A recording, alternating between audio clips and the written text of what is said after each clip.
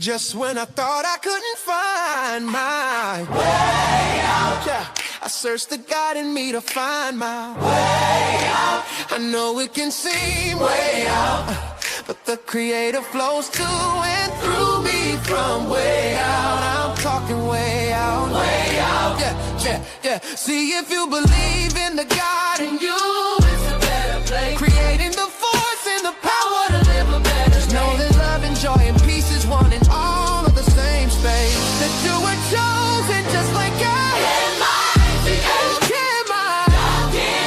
Your energy. That's right.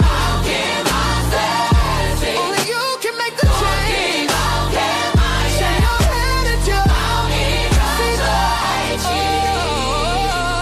Shine so bright from darkness from darkness to light. Yeah. And you'll find your way out. Yeah. Oh, it won't seem way out. Yeah. The power of God will flow through you from way out. Welcome. This is Alchemizing Energy, and I'm your host, DJ Jenison. I got a special guest here. Welcome to the show, Angel. So today we are going to be talking. Hey. Today we are going to be talking about jealousy in men. Are men jealous of women? And we're going to really get into it, because I believe that there are certain cases where men could be jealous of women. Let's get into it. So let's go.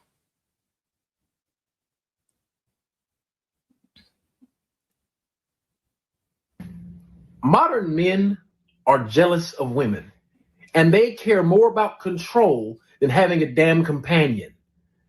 If you agree with what I've said so far, please drop a like and a comment on this video, because it means a lot, right? And it helps the algorithm. But I'm going to get into this. I need y'all to understand something.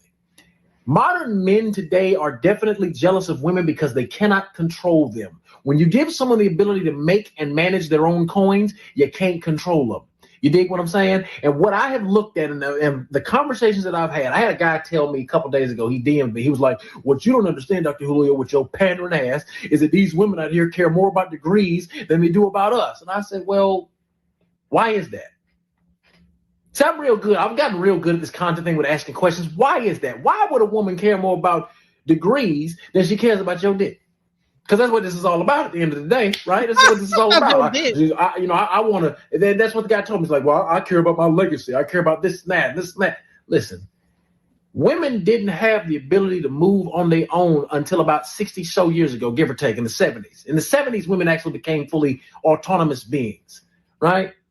In the 70s, they actually began to be able to have their own credit cards, get their own bank accounts, buy their own homes. They didn't need a man for anything starting in the 70s, right? Most men who were only able to get women because they could basically pay for them, because women were seen as property, things to be used, a baby factory, not a person to be respected, right? This is how a lot of men operated in the black community I'm talking about. I'm not saying this doesn't exist in the white community, because everything I'm saying about the black community can absolutely be applied to the white community, because they're the ones that set this process, that set this system up to begin with. It only trickled down to us. The fact is, when you can no longer control somebody by controlling their pockets, now you have to have character to make yourself likable. Most men are unlikable outside of the realms of their ability to control their environment or control women that they want. This is why the majority of men are single. Kevin Samuels never really addressed this. He said 54% of men are single and childless. One, he conflated that statistic. He conflated the age range of that statistic to generate it, which he did. And two, he used that all the time as this great net positive to say, no, it's not men's fault, it's women. Women are making bad decisions. First of all, if 54% of men are single and childless, that means they're non-select. They're not pickable, because they don't qualify to sit at the table that women have literally built for themselves. And what makes men jealous and what pisses them off is the fact that they have been able to craft for themselves a life absent a man. Through technological advancements in science, women can literally, they still need a sperm, they can basically create kids by themselves. They no longer need us in that sense, gentlemen. Is that something to be jealous of? Well, I guess to some degree, if you don't really like women, yeah, be jealous of it. Or you can take it from, you see it my way. This is an indicator that we must do better as a class of men. We must become likable or we will be left behind. You understand? We got one or two choices, either sink or swim. Either we're going to learn to live together as brothers and sisters or we're going to perish together as fools. Hey guys, welcome and welcome back to my channel. All right, so welcome to the channel. Angel, what do you think about that statement that he just said right there? I mean, I agree with that part, but I feel like there's a deeper rabbit hole that we can go down. Okay, let's get into it. I feel like a lot of men have been pressured to be men, and they really want to be with men. But their family, their status in the community, being judged, it doesn't allow them to truly be themselves. So they get with a woman that they really don't like to live up to that status that they're supposed to live up to. And that's why they're angry and jealous.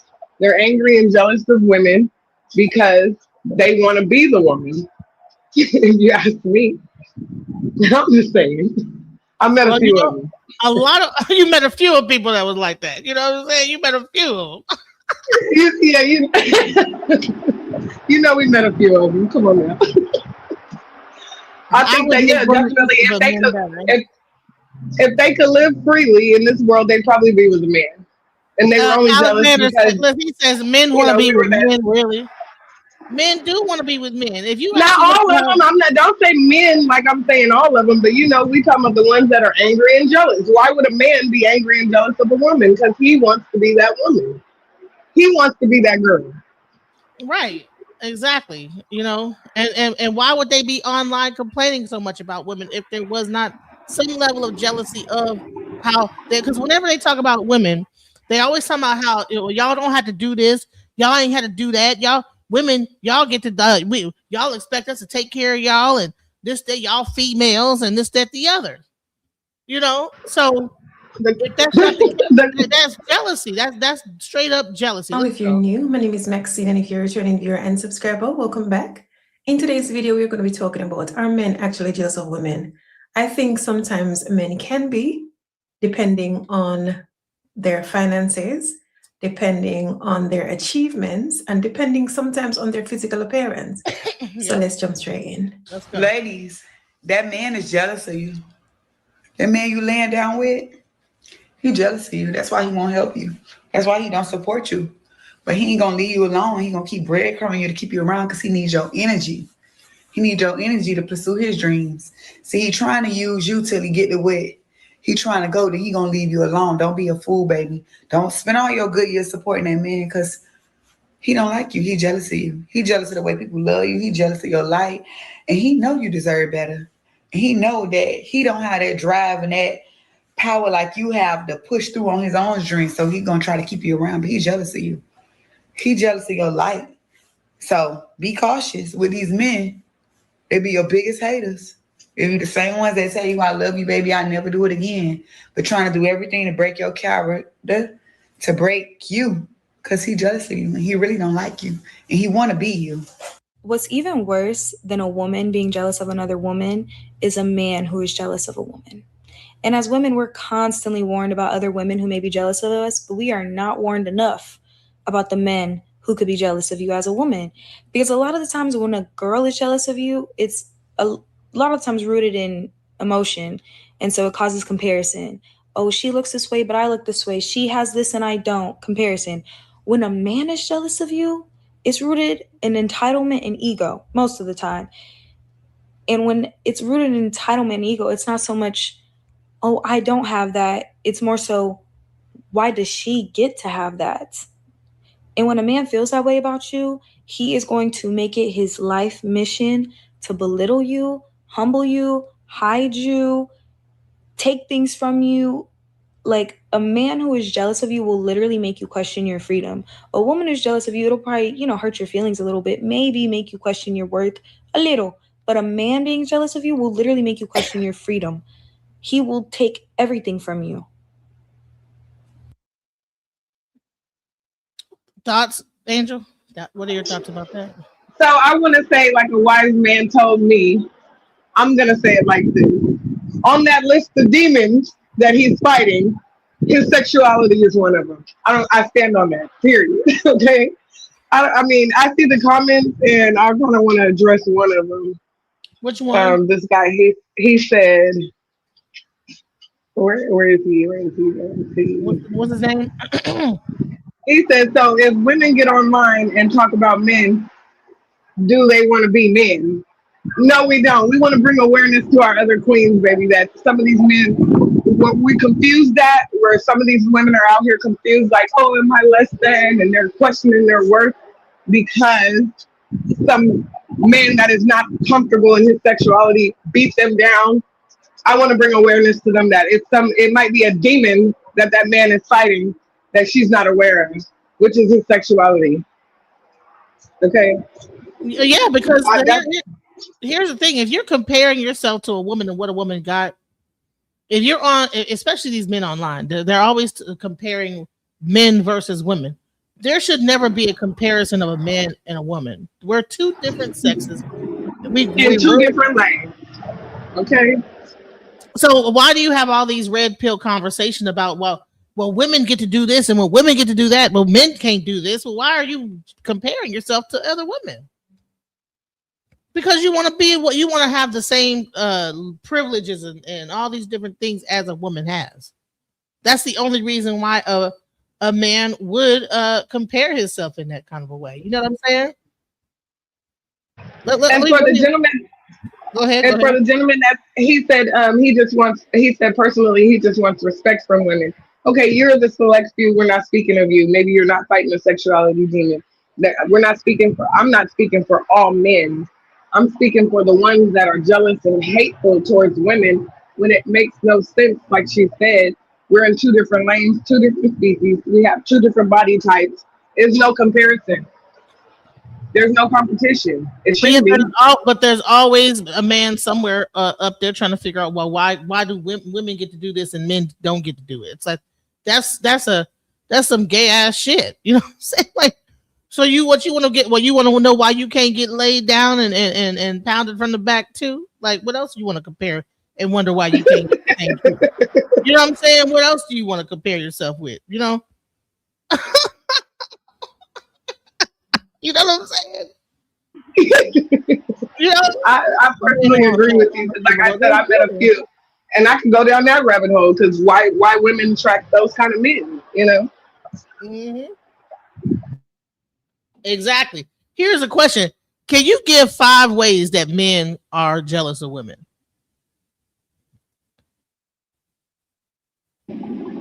Sometimes it can be micro, you know, the woman might not even notice because she's thinking from a different perspective. She's in love with this man, or if she is in love with this man, she's looking at him like, okay, she has to step her game up. And there's really nothing you can do because he does not want you. He does not want what you are. He wants a man. He wants a man. So what other type of tactics that men use to show their jealousy? Attacking her physical image. That's one, I feel. Hold on 1 second.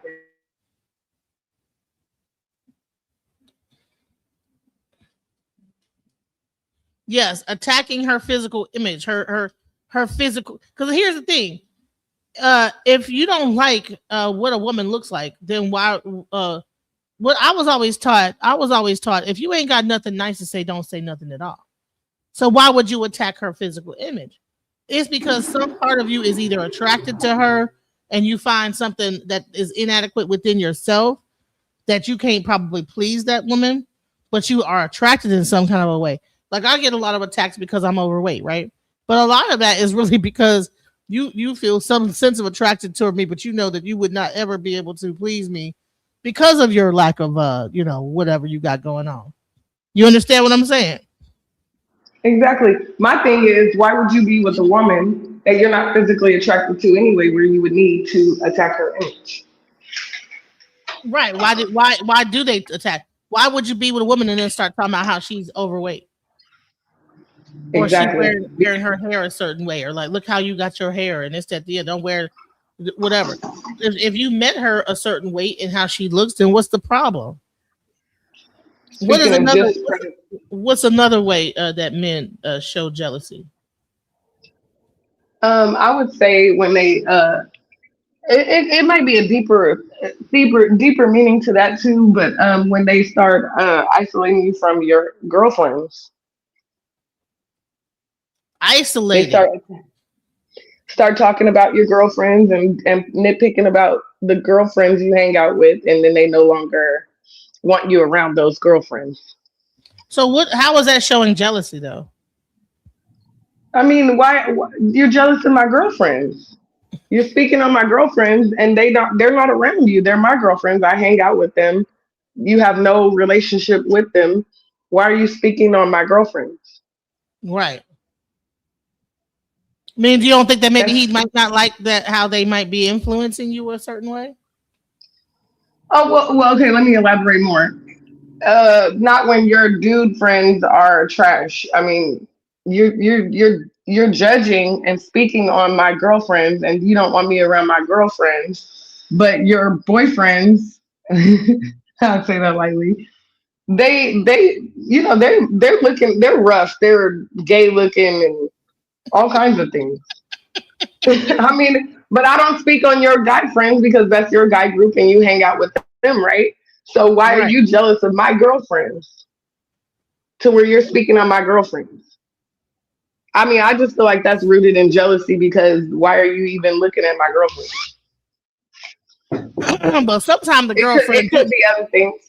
Sometimes the girlfriend do be in the background trying to be hollering at your man, and he might be trying to let you know, hey, that she ain't shit. You know what I'm saying? That could be a thing. I think when I made that comment, I was speaking solely on a situation. Right. What's another way?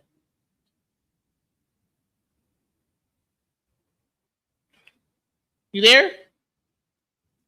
I think another one is attacking her financial.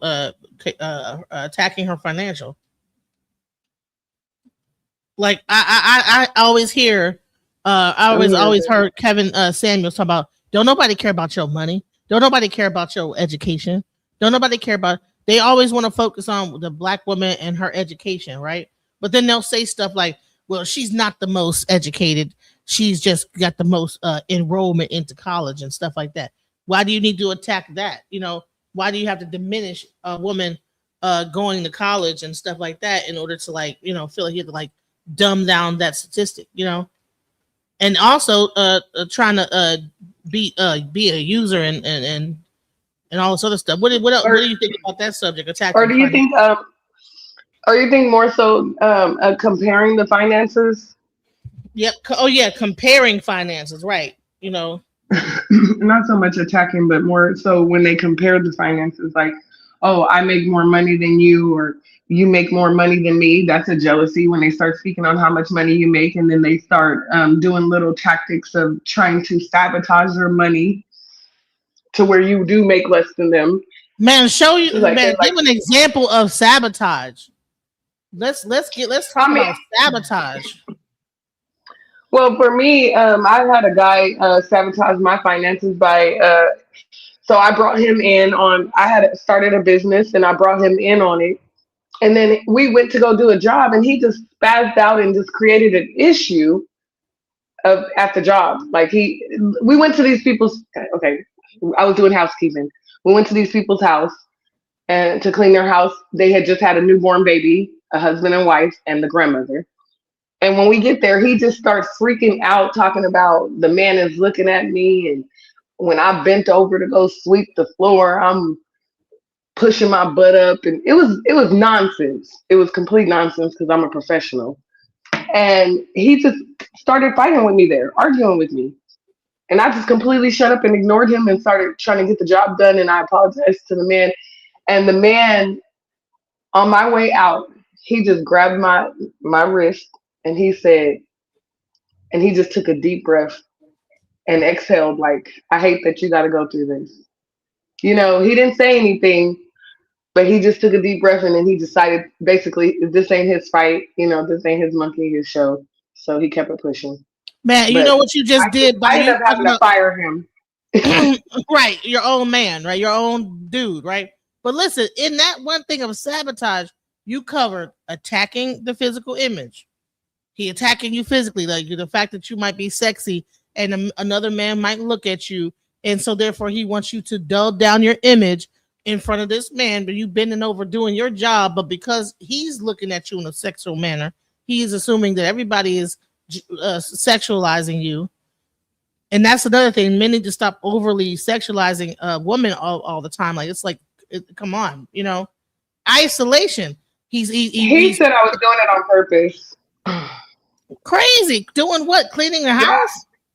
Girl, I couldn't even wrap my brain about it. I'm not even gonna lie. I couldn't even wrap my brain around it at the time. And that's why I speak on the fact that they're fighting sexual demons, because a little bit later, this same gentleman was just so adamant about doing things that men do with each other. I'm trying. I don't know how X-rated I can get here. Wanting to overly dominate sexually. Right. Wanting to like do weird sexual things that we normally wouldn't even want to do. Like, you know. With a woman. Throwing up the Duke shoot. Listen, that's a, see, you know. Not the Duke shoot. Yes, definitely. And men want to dominate a woman sexually. Women don't have a prostate gland in their behind, you know. So wanting to do that up the other yang yang thing, but boom bang bang, like for what? Unless you're freaky into that. Well, with me, it was like I'm not really into that, so it was like that was the only way he wanted to do things. I felt that kind of weird. He only wanted to do it that way. That's another thing. Many men that only wants to do it that way is I think that's so, because they ain't know what's the difference between a man's behind and a woman's behind. And also even Nature Boy. Remember Nature Boy? He was always pushing that whole anal thing. You know what I'm saying? Any man that's always trying to hit you from behind and hit you from the backside, looking at your behind all the time, that's a red flag to me. Any man that always want to turn you over and hit you from behind, there's something up with that. I'm like, hey, I'm not into that. I'm not into it. And he just kept shooting for it and kept trying. And then another thing I noticed, when they go in there and then just shave everything like a woman does, and I'm just kind of like, what's up with that? What you getting ready for? What you getting ready for? I'm just saying. Like I had some gay friends especially when I was in my 20s. So it's like a lot of the things that they do, some of these gentlemen were doing in a relationship with a woman, and I'm just kind of confused. I'm like, are you backdoor doing something else when, you know? And then some of their friends was questionable, you know. Man, they looked a little like on the Prince funky side. I hate to say Prince though. Next time, make sure everybody shows their face. Well, listen, I mean, I can show my face, you know, but I'm chilling. But what does my face have to do with anything that I'm saying? Yeah, it's a fucking lie. Why you fucking hide? Because I might be. I don't hide, boo. Nobody's hiding. You know what I'm saying? You know, I just might be doing my. I might be. I mean, if we being transparent, I kind of just, I mean, we just suddenly came into this deal. Be having that online and doing that. I'm drinking my little beer. I'm having me a little, I'm chilling, you know. And I don't want my page to get hit because I'm, you know, doing my little drinking my beer while I'm talking my shit. You know what I'm saying? You want to attack my physical. Let me find out. Is that a man? You're jealous. You're jealous. Attacking the physical image. Okay, Angel is not no ugly. She's a beautiful woman. Okay, you don't have to worry. You know, Angel is a beautiful woman. I am fine as wine, and literally that has always. And now I'm not gonna say always, but that has been a major role in some of these men that have not dealt with their trauma in their lives. They are definitely always talking about my physical, but it, like I said, I'm not hiding, boo. Like I said, I'm not ugly. I'm not ugly, and I'm not hard on the eyes. I'm very beautiful. I am fine as wine, and that's just not my judgment. We can't even see you, sir. You know, who are you? I can thank you. You don't even have your real picture up there. I got my picture. Who are you? This is a picture of a something off of AI. So you talking about somebody hiding, but nobody could. You can't even see your picture, and you're using a fake account. Girl, they trolling. Whatever, you know what I'm saying. Anyways, back to the again, like he said, jealousy, attacking physical image. Let me see his name. This might be one of the guys I'm talking about. No, right. I'm sabotaging, trying to sabotage the show. You know, make sure everybody show their face. Why are you coming to see a face? You should be coming for the information, that's sir. The problem, y'all. Listen, we talk about men being freaky, which is the next subject. I'm not trying to know because the next thing is about to be men. Not everybody knows me. I don't know you, so that ain't everybody. But okay. One thing I can tell you is that I guarantee you, if I put my image on here, you're gonna be talking about that too. But it's all good. Right. We are the new king of bridge. This is not the show of you judging how our appearance is. This is a show where we talk about these men and how they act up in this bitch. You know what I'm saying? Don't worry about calm down because I'm just bringing information. They want to say, "Oh, how can you talk about these men and you fat?" Or how can you talk about men and attack of the physical? Yeah, exactly. Get over it. I can't see you either, so we even. Right. You know what I'm saying? Pretend like it's a podcast, like a damn a podcast and online or whatever. Yeah. On the radio. No, for real. Why does it matter? Listen to the comment. No, for real. Thank you, Christopher. Thank you. Exactly. Listen to the conversation. This is not about what people look like. This is about what we're talking about, which is these men being jealous of women. Let's go. I'm telling you, that's probably one of the men. They're jealous of your beauty. Men are jealous of women. They're jealous of the attention that you get. They're jealous of your beauty. They're jealous of your success. They're jealous of your options. And a lot of these men, even though they have money, they still don't have what we have. You know what I mean? And a lot of times they'll take that out on you and they will, try to humble you or punish you publicly because they feel like they're not as masculine or they're not as important as they thought they were compared to you standing next to you. So that's why you keep them hid, darling. And, men keep their women hid. You don't know who they with unless they're using you for clout. Men keep their women hid most of the time, unless they're like married, But they still don't be out and about with them all the time posting up. Men don't do that with women. Women need to stop doing that with men. Men are jealous of women. They're jealous of the attention. Let's talk about that. Why do you think that men keep their women hid? Why do you think that? What do you think is about that? I mean, personally, from my experience, because I wanted to clear that up, I'm speaking from my experience with some of the men that I have talked to that I discovered were actually into men and some of the behaviors that were, consistent with that experience. So as far as keeping them hidden, I don't know, from my perspective, the one guy that I dated that wanted to keep me hidden, it was, like I said, it was more or less my beauty.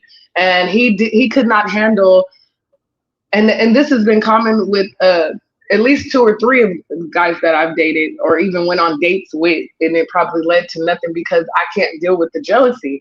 It's jealousy to me because you knew when you approached me that I was pretty, right, or beautiful, and you knew what you were getting into. Now you cannot handle the comments or other dudes finding me attractive or other dudes admiring me from a distance. And then you never know what conversations guys have also when the woman is not around and they're like might be being disrespectful, like, oh, look at her cake, or whatever. So they want to then put you in a box and put you on the shelf and hide you because now other men are looking at you and they're insecure and they think that one might swoop under them and get you because they know they're not living up to the expectations that they should be for a female like you. That's just my opinion. Man, I've experienced a weird thing where a guy, I'm in my weight loss process and actually told me not to take the stuff that I'm using to like lose weight. And that's a weird thing that where men will fetishize, like me being a bigger woman, they will fetishize that and they don't want to see you get smaller or like lose weight. It's like, what? Like, why do you want me to? I'm trying to improve myself. Like, and then I say, oh, I'm gonna go get my hair done. You don't need to do all that. I mean, have you ever had a dude tell you, right? I don't need to do something to improve myself, to make myself look better. Like these, if men could have, we be up in the house with a bonnet on and just laying in bed all day, and when they come home, barefoot. You know what I'm saying? That's all they want you to just be there long enough. Just as long as I can have sex with you, you ain't gotta do your hair. I just want you to lay in the bed and just open your legs all day long. That's all. Me personally, they want to. Girl, me personally, this Scorpio that I was talking to recently, this is when I made a decision not to date for a while. You know, I just I'm chilling on that because it's too much for me, especially these new modern day men. And then some of the things that I know you're aware of, like with your cousin and different people in my life that have horror stories, and how the outcome of their story with them dating guys in this new generation. Yeah, I just kind of decided not to date for a while. But this Scorpio girl, when I tell you this man was hypersexual, like he wanted me to go to work, but he wanted to come. He tried to act like he wanted to work with me. Okay, so he tried to act like he wanted to work with me. That's the one I took on to the job, whatever, and I put him on the payroll, turned him on to some money. Because it was getting so big that I needed more people anyways.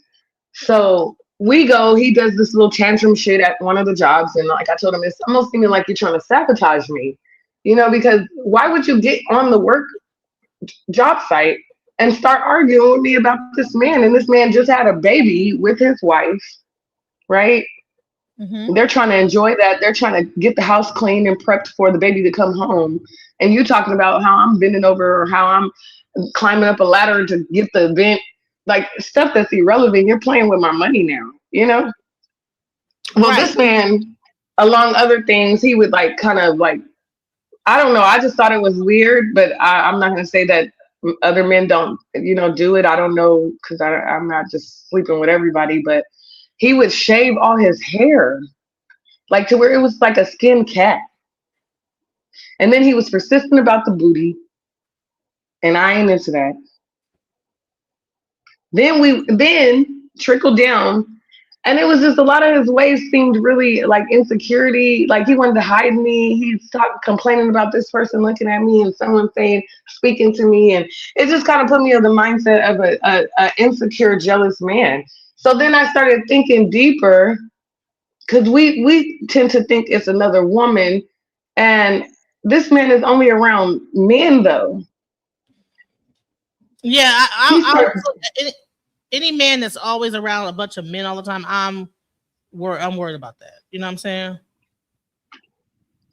So then he tells me, I don't need to do, I don't need to, let my hair down. He wants me to wear my hair up in the bun. And you already know me. When it starts getting to the point where you thinking you about to control me and you changing the way I look and you want me to do this is control, and I can't deal with it, and I'm a free bird. So I'll holler at you. And that's how that ended. But I felt personally that man wanted me.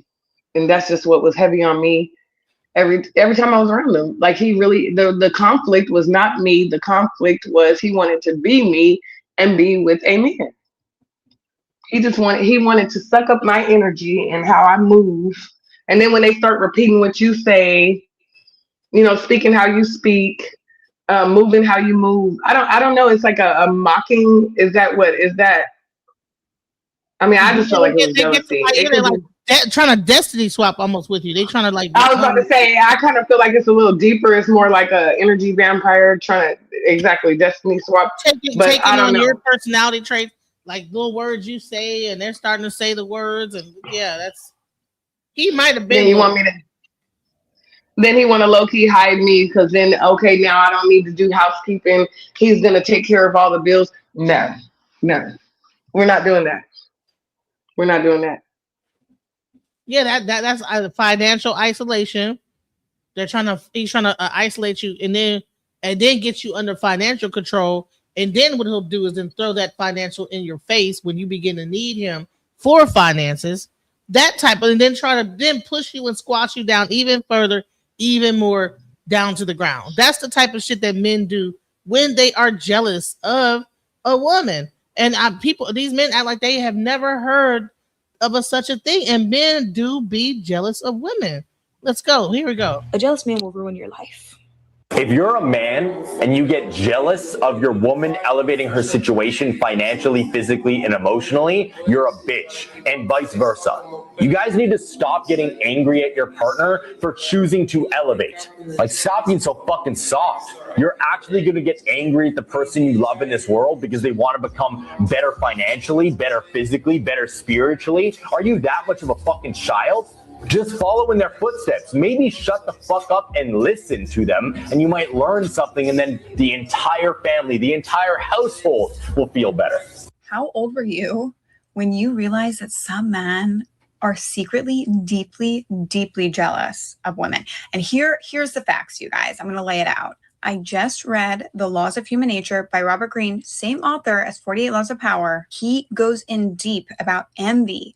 Envy is a feeling that we don't even like to admit to ourselves. When we're envious of somebody else, a lot of times we will cover it up in our conscious mind, some like really lame reason why. Because admitting we're jealous of somebody else is also admitting we lack something.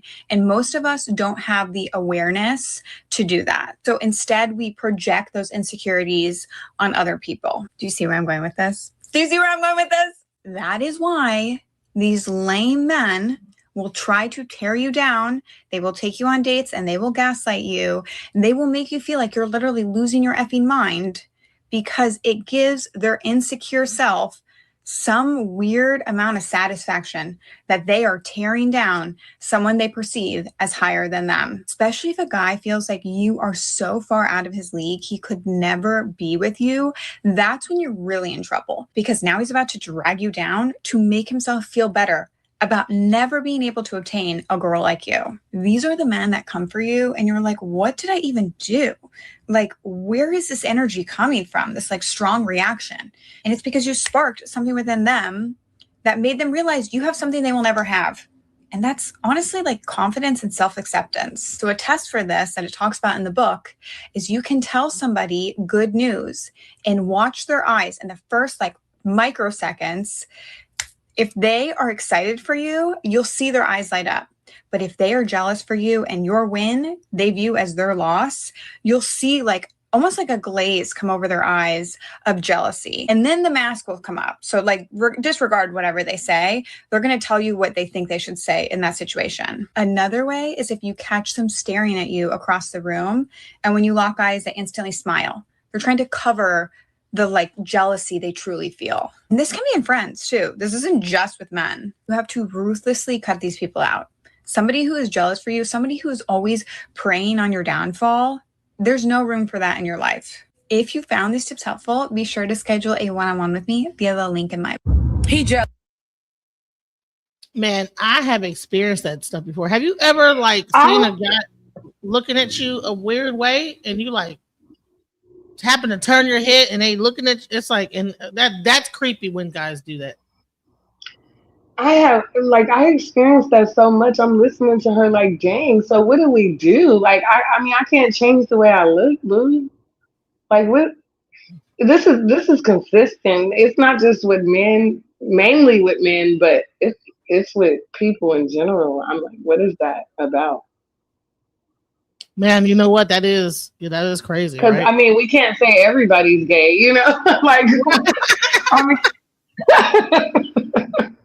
I don't even think know. It's gay man. I think it could be a straight man, but for some reason there is like, even if it's a straight man, and maybe he's 100% straight, but maybe you're more successful than he is, right? Not you calling me a Karen, or are you talking about the lady? I'm like, we got to clear that one up.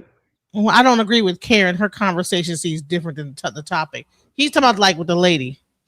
Oh, okay. But no, like, no.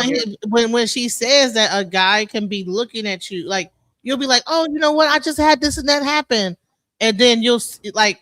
Sometimes you could be real happy about something, and a guy will be completely silent, and you'll be like, damn, like, oh, okay.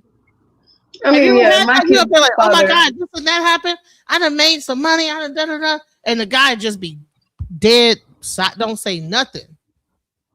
Oh yeah, my kid's father, he was truly a hater. He was truly a hater. It took me a long time, but yeah, that's definitely him. Anytime I brought any kind of surprise, anytime I was being successful in anything, I came to him and he was just sitting there like, oh And then don't fool around, and then they have something negative to say. Yeah, that's cool and everything, but what about this? That's right. Oh yeah. Oh yeah, I got this great idea about this. That I'm about to do this. Da, da, da. Yeah, but the downside of that is, nigga, I didn't ask you that. And then, see, but me, I was a bullhead, so I would go and do it anyway. And then when it turned out to be successful, then he would come back to me and he'd be like, "Oh, okay, so I want to invest some money," and I'm like, "It's already going now. I don't need the investment now." I come to you and I present this to you, and I'm like, "Hey, you want to get in on it?" And he's like, "Yeah, but no. I mean, because that don't even make sense." Okay, bet. I go do it. Then here he comes. Okay, well, what you need me to put in? I don't need you to put anything now. I've already got it going, So but that's exactly how he used to respond. He'd be like, I don't think you could get up and do that every day. The same thing every day, really? And I'm right, like, that man, why are you out here? You don't believe in me? Not damn, nigga. He don't believe in he did believe in me, in my opinion. He just salted everything I did because he wanted to be able to take the credit. So, he would then turn around and steal my ideas. Like all the ideas we discussed, I shared with him, and now he's doing them with his current girl, which is weird. And even weirder, tell me this is not okay. My childhood nickname, and you nicknamed you guys' new child my childhood nickname. What? Oh, hell no. Girl, I mean, I don't know if that's jealousy or fucking admiration. I mean, is that admiration or is that jealousy? I don't know. Are they both? No, I don't think it's that the lack of male presence, because some of these dudes be having 2-family households growing up. I think he definitely he comes from a prominent family. I don't think that's it either. Yeah, like it ain't always that. It's see, that's another way to blame the woman. Oh, they were raised by a single mother, so that's why they're acting. No, it be men that be raised in single family, double family households, still be on some wild ish and having control issues, trying to control what the women do to keep them underneath their thumb. Keep them underneath their wing. What did our mutual friend used to say? I want to put you under my wing and take you up, but don't let you go higher than me. Right, underneath the wing. You got to be underneath the wing, and as high as you can get is that damn wing. You know what I'm saying? Because that wing is extended, so you can't get no higher up than the wing. You underneath the wing, though. Yeah. I cannot be above the wing with my own wings flying right next to you. And I'm gonna spread my wings, and your wing is holding me down. How you gonna spread your wings and you underneath his wing? You can't spread your wings and you underneath another nigga's wing. You know what I'm saying? You are too funny. You listen. You gotta hold on to him because you underneath his wing. You know what I'm saying? You gotta accept him to fly and fly his thing. You can't fly because you underneath his wing. You know what? And to be honest, like even that saying, like they always blame the single mother. If you ask me, a lot of men that are successful that were raised by single mothers, I mean, no one's speaking on that. Like I feel like a lot of men actually end up successful being raised by a single mother, depending on if the father was toxic or what, how that goes, or the mindset of the mother. I don't think that is just a single mother, because it could be single fathers. It could be, I don't think that is what's tarnishing the men. Let's be real. Some of these children, I love the children, but they come out with their own personality. So they can be raised in a 2-parent household and still grow up to be a jackass. It doesn't have nothing to do with that. Right. And here he say, whatever happened to the good housewife that loved motherhood and keeping that thing tooted up in the air? Child, that never existed. What are you talking about? That's imaginary. At least in the black household. I know my grandma worked. You talking about white people. Ain't white people. Black grandmas worked. My grandma worked. She just wasn't sitting up there just cooking and keeping her behind tooted up in the air. Tooted up in the air. My grandma didn't have her, but she was maybe tooted up to pray to God, because she was very religious. She wasn't tooting nothing up in the air. She covered her whole body, you know. And I will say this: that was a 2-parent household. My grandma stood on business when it came to her religious or spiritual practice, and her kids are all psychopaths. You know, that's a whole nother subject, but I just have to say it doesn't. I don't think it matters about single women and single fathers and all that. They're going to have their personality and their journey on their own. Well, I hope you did learn something, because there is something going on that people don't even realize about this whole control issue, and it's seated in jealousy. And then the guy says the title doesn't match. So right now we're talking about men being jealous of women. The next subject is going to be hypersexuality and how men will be, and this all ties into a lot of what we're talking about, to be quite honest. No, that's a real 2-parent household now. Well, I don't know. I mean, 2-parent household, if it's toxic and people are toxic, it doesn't matter if it's 2-parent. And like I said, like Angel said, people come out with their own personalities. Everybody have their own destiny. So just because you're in a 2-parent household does not mean that person is not going to end up being a drug addict, going to be a vagrant. There's plenty of people that's in prison right now came from 2-family households. I don't care what statistic you want to bring up. Well, according to statistics, you say that people in well, honey, according to around the block, you know what I'm saying, on my hood, I like seeing people 2-family households be wild as hell.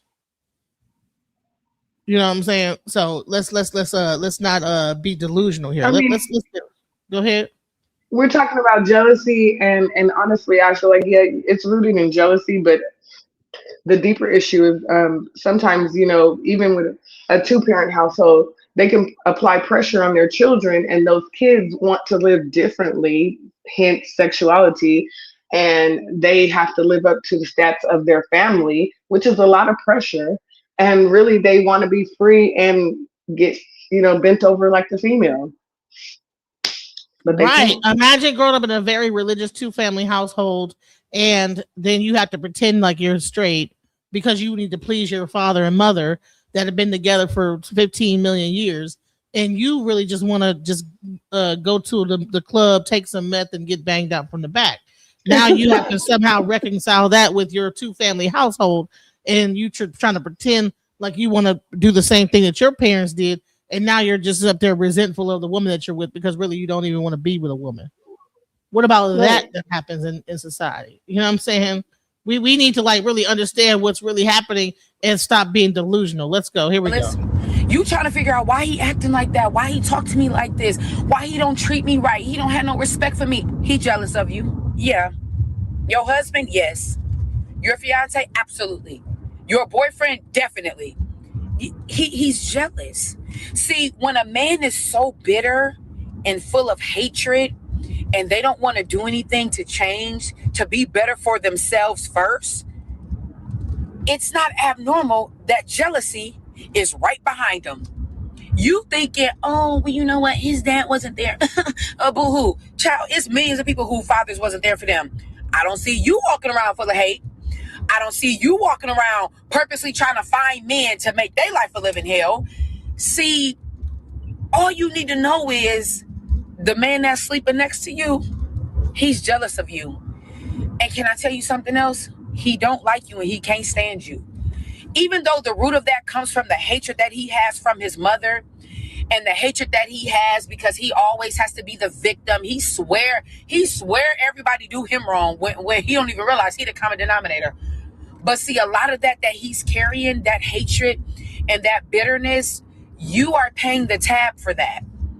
Because does it make sense to you how you've been there for him, you've loved him, you've supported him, you've given him money, you've given him your last, you took out your 401k to support his business, the business that failed. You was the person that took out the money, ran the business, he didn't do nothing. Some of these women give us some of their tax return money to them and everything. Let me flip that tax return. I could sell some weed. Let me flip the tax return. I can flip it and make some, all that you give it, everybody talk about tax return. Wait, why is he talking about Claire Huxtable? Come on now, you still living in delusion. We already found out there was stuff going on in the background. The husband was raping everybody. I mean, R-ing everybody. I mean, come on. We found out that was not real. Right. Years later. Right. Claire Huxtable. There is no Claire Huxtable type of woman in households. He was dropping drips in the damn drink. Come on now. So basically, we are bringing awareness so you guys can get out of delusion. That is delusional. There is no barefoot walking around praying. That is all delusion. It's not the single mothers that's to blame for it. That's all a delusion. You got to snap out of it. Claire Huxtable, come on now. This man is in prison. Or did he get out already? Whatever happened to that? Yeah, he probably was in prison. He probably went to prison like really, probably was in the 80s. And then, you know what I'm saying, or the 90s, and still when the Cosby Show, he missed the whole part where Bill Cosby went to prison for slipping Spanish fly in people's drinks and getting it into them when they was asleep, you know. Girl, and then they talk about women are crazy. We're crazy now because of Claire Huxtable's husband was dripping drips in our drink. Come on now. Snap out of delusion. Oh, this is a woman. Women these days are crazy. Baby, look, it's more men killing women right now than it is women killing men. Hello, a hell of a lot. Yeah, well, how many women are killing men, but men are killing women back to back? You know what I'm saying? That they're in relationship with 90% of the thing. Changed his life. You changed his wardrobe. You got him the job. You filled out the resume. When he walked off the job and didn't even tell you, you said that's okay. You paying all the bills. And if he is paying the bills, he probably using the money against you. You taking care of the kids. You making sack lunches like he a third grader. You asking him how was work. You rubbing his musty feet. You laying next to him smelling his musty armpits. You sitting there being unsatisfied by his small tallywhacker because you don't really want to crush his dreams and tell him you ain't been satisfied in years, right? Because it's something about grown men. They always got to be coddled and pushed and babied like we raising toddlers. But back to my point. The point is, he's jealous of you. He doesn't like you. He hates when you succeed. He hates when people pay attention to you. He hates when you get a promotion on your job. He hates when your family is there for you and they want to stick up for you. He don't like it when you have friends. He don't like it when you go to lunch with your coworkers. He don't even want you talking to your coworkers at work and you like, baby, I got a job to do. He's so dumb. He don't even get it. But that's another story. But because it's jealousy, when a person is bitter, and it festers in their body, it festers in their brain, it can show up as jealousy. And you wondering why? Well, you know, maybe he don't support me because he's not used to supporting people. Maybe he doesn't love me because he came from a broken home. Maybe he doesn't know how to be a dad because he said that his dad wasn't there and nobody's ever showed him how to be a dad and how to be a man. No, baby, those are excuses. He's jealous. But see, over here, when we heal, I'm not telling you to stay, go, or go back to a relationship. I don't give that kind of advice because I don't know what everybody is going through. But one thing I will do is give you the wisdom. And over here, when we heal, I'm just here to tell you it's not because he came from a broken home. It's not because his mother was an addict. It's not because he never felt support. It's not because he was taken advantage of as a kid. It's not because nobody's ever showed him love. It's not because nobody's ever supported him. It's not because his dad wasn't there. It's not because his mother didn't listen. It's not because his sisters seemed like they were the favorite and he got left out. It's not because he can never get on his feet. It's not because he just doesn't understand why people don't understand him. It's not because he has an addiction. It's not because he has mental health. It's none of those. It's simply because he's jealous. That's all. Why would you ever have the false belief that that man can love you properly when he's jealous of you? What do you think about what she said? I mean, like I said, I've experienced my few and I realized it was a real thing. Men are jealous sometimes. You know, not all men. There are some men that are jealous of women. And again, if you go deeper down that rabbit hole on the list of demons that they're fighting, jealousy is not the root. The deeper root is their sexuality, is their trauma from their parents. I'm not going to say the mother because it's not always the mother. Sometimes it's the father. Sometimes it's the uncle that was in the family. I mean, whatever. And when you say restricted, are you referring to the lady in the video? I'm sorry, I jumped into the comment. Okay. Yeah, I mean, I don't know. I think that, but it manifests out as jealousy because of whatever Oh Lord, she drove that man to die. Listen, she just gave a list of everything she did for that man. I don't No, think that literally, she and you know what? I can relate. I'm sorry, I can relate. She did everything that she said that she did. The reason why she's able to say all those things because she did it in a relationship. She did all that. She's taking care of the kids. She's doing this, making lunches, and the guy still is not happy. He's not happy for her success. He's not happy for what she got going on. He's jealous. And he's not gonna be happy. Why are you doing this? Why are you getting your hair done? Why are you looking like this? You need to stop. And he's not gonna be happy because he nitpicking everything because he want a man. Be real. Come on now. If we really made a safe space for these men to talk, they would literally say that they want a man. They want it to be that woman. That's why they nitpicking everything. They nitpicking everything about her because really, if you think about jealousy, usually jealousy is really the admiration. I mean, I'm only jealous of those things because I don't have those things. But as a man, why would you want those things? Right. We're talking about a woman. I'm just saying. Yeah, why would a man be upset because if anything, a man should be happy that he's with a woman that's desirable that another man would want. But why would he get jealous? And think about it. Then blame it on the woman. See, if you wasn't out here wearing this and that the other, they would have these men up here looking at you. What the hell? That's the unhealed man. So think about, have you ever been on a date with a healed man? It's a whole different vibe. He's not even jealous. All those things that man was jealous of, he admires about you. He wants to enhance those things. He wants to sit you up and let you get your shine because he is grateful that he has a woman like you in his presence.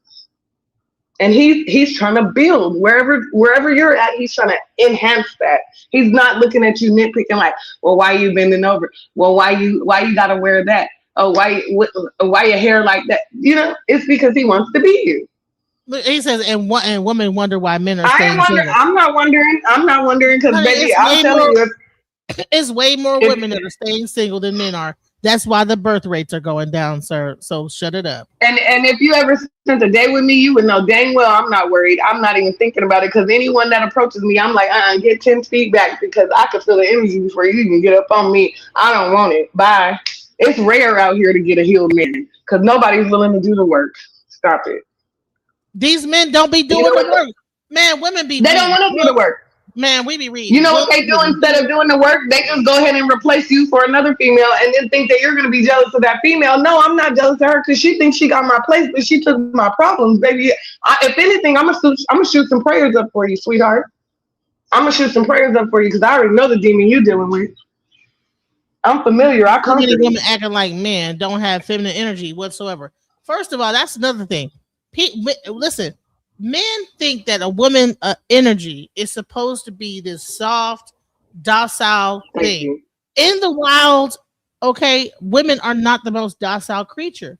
The worst thing that you could do is get close to a bird's nest. The worst thing you could do is get around a female animal, anything, because they are the most vicious. I believe that the male is more docile than the woman is. So I believe that when all these things that y'all are considered to be masculine energy is really the feminine energy.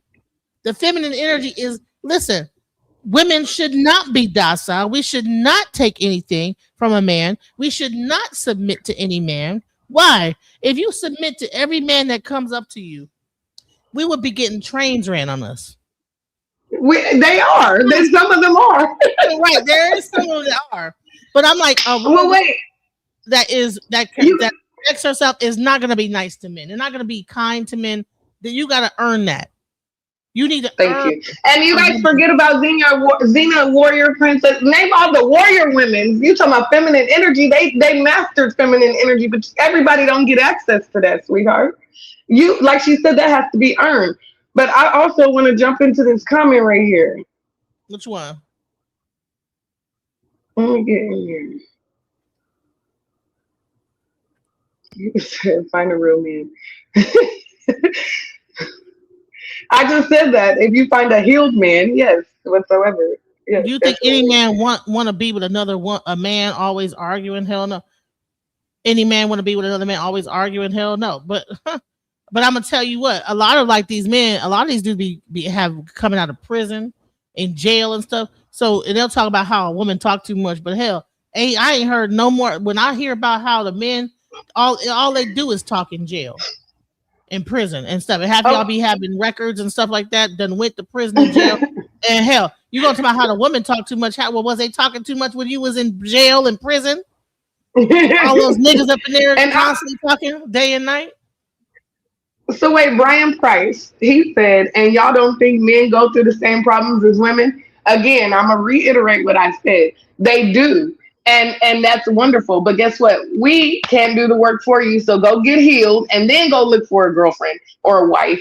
And until then, sit your ass on the curb, because if not, you're going to be bringing all that jealousy, unhealed trauma, sexuality fucking challenges, because you don't know where you want to be. Figure all that out before you go out dating. Because then we go on a date with you and we have to go through this little maze and find out that that's what you are. And then we go on about our business. You messing it up for the healed men out here. Go over there and sit on the curb and heal, and then jump in the game. And I say this is that like listen, any real man is not going to want a woman that is too docile, because first of all, when that guy is away from the home, you want to make sure that that woman is able to take care of your children and not be ran over top of. You don't want a woman that anyone could just come in and just dominate. You want a woman that's going to have some level of fortitude to say, no, I'm not going for that. Whether your husband is gone or not. But when you have, what men are requesting is a woman that's just this docile creature that just lays down and takes it, and just this sweet submissive grandma person. And listen, my grandma might have been sweet and whatever, but you know what?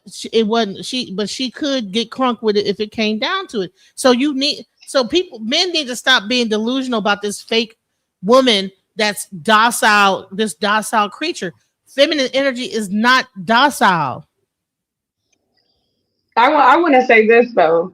When I was having those experiences, I definitely was. I mean, I am not too proud to speak on. I definitely feel like I had no boundaries, and I feel like moving forward, you have boundaries, but the ones that have a problem with it are probably part of the problem. The ones in the comments that are saying, "Oh, a feminine woman" and all that. You watch Disney World just like everyone else, and again, that woman, that's a delusion. You're in delusion, right?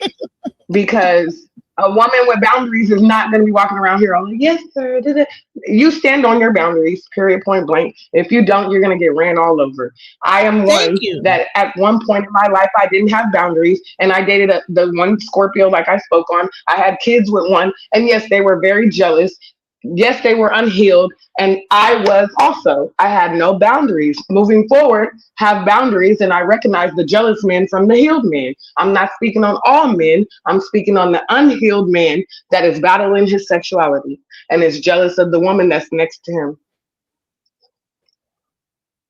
We're not speaking in absolutes. We're not doing the woman's sphere. Listen, let me just then I'll show you a man saying the same thing. Here we go. It's not because he has an addiction. It's not because he has mental health. It's none of those. It's simply because he's jealous. That's all. Why would you ever have the false belief that that man can love you properly when he's jealous of you? Let me cook for a second. All of the reasons that he fell in love with you are the same reasons why he resents you. It's the same reason why he's envious of you. It's the same reason why he hates you. But this is the real kicker, right? He hates you enough to make your life miserable, but he doesn't hate you enough to let somebody else love you the way that you deserve to be loved. So he's never going to leave you alone. Don't you understand? You make him feel inferior just by being you. You can out-hustle him.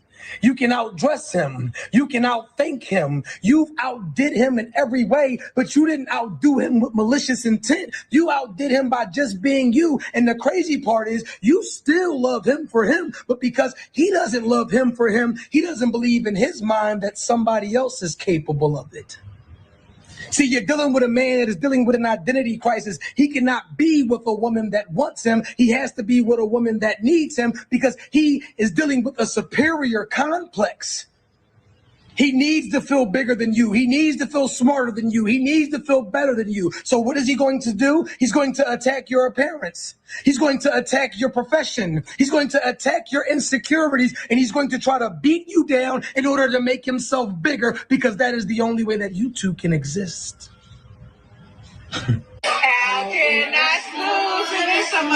Look at this man's face. Why is he looking like it's the worst day of his life? I've said it before, but I'll say it again. How a person behaves on days that are specifically about you, celebrating you, your big day, your big opportunity, any moment when the spotlight is on you will tell you everything you know about that person. Not just your mate, your friend, your family members, when it's your promotion, your graduation, your birthday, and they look like they're frowning up like he is. They're picking a fight with you the day before your big exam. They're not happy for you on your graduation. They move out the day before you graduate. Like, people go out of their way to try to ruin special moments for you. And just because they're with you doesn't mean they're not jealous of you. They could be jealous of how much your friends love you, how much your family loves you, how much attention you get from random strangers. There could be any number of reasons, but don't think somebody who seems to be miserable every time you're being celebrated isn't them being jealous. Someone who loves you would never ruin your special moment and selfishly make that moment about them. He knows everybody is looking at him while he's frowning up on his girlfriend's birthday. He doesn't care because he can't stand that the moment is about her. I know it's not an easy thing to accept, but sometimes it could be your mother, your best friend, your husband, your boyfriend, and they could be your biggest hater. I think the girls are misunderstanding the point of why guys get jealous. It has nothing to do with an insecurity that the guy has. Some of them do, though. Don't get me wrong. Some of them do. But for the most part, your man is so obsessed with you. He cares so much about you that he does not want you to dress like that. It's just simple as that. Like, when you wear some showy shit, like revealing clothes, he tells you not to for a reason. Like myself, when I do it, it's for a reason. We have our own reason. Like, we know how guys are. We know exactly what they do. You know how, like, girls say, oh, I know how girls are? It's the same thing for us as guys. We know how guys are. They're dirty. Like, they don't stop. Like, they're just guys, bro. Like, so we have a point. Let me tell you, if your man is nonchalant, he does not care. I promise you, like, he just doesn't care that much. Like, I think when men are so obsessed and love their girl so much, like, because she's so attractive, they pay attention to every little detail that she does, especially when it comes to revealing clothes. Like, that's just my opinion. It has nothing to do with controlling or all this bullshit. I'm protecting my girl from savages out there, bro. Now, DJ, I almost agreed with this last guy. No, because, bro, you know, I almost agreed with the last guy, but then you really think about it, you know how I dress, right? Am I revealing? You think I'm revealing? Well, you do be having your booty out and stuff like that, but, you know, you got the booty. What do you mean booty? Wait, when you say booty out, what do you mean booty out?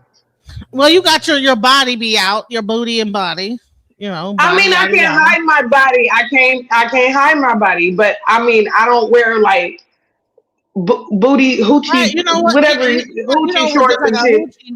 You don't dress like a hoochie mama, but you can't help your body. You can't help how your body looks. Okay, but I can't help my body being my body. But I mean, as far as just revealing titties and booty and stuff, I do not dress like that. You don't and they do still it. got a problem with that. It's not an intentional thing, but you know, if you have on some, my body's there. It's there. So you pretty much. Jeans, come on now. Okay, so I'm wearing because jeans. you have a nice body, and you know, flat stomach, you know, hourglass shape. You can't help but to have a dude might be like, okay, you know what I'm saying? Me, I have bigger, like I have big boobs and a big behind, but I'm a bigger woman, so it's like the same thing. It's like I've been out and okay, so let's be real. We could have on the same thing. It's gonna look different on me. Every dude is looking at my boobs, and you know, everybody's looking at your right. titties, you know, just like weird stuff. You know, look, I've been out. I mean, but come on now, you can't help that.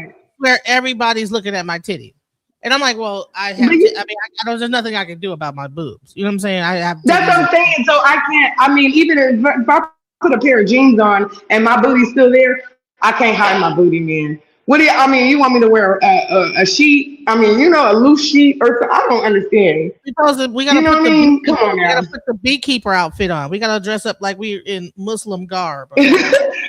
and then if we can actually put that thing over our face, they'd be happy with that too. If really men really want, if it could be the way that men wanted, we would be dressed up like we were in Dubai, like in Iraq somewhere.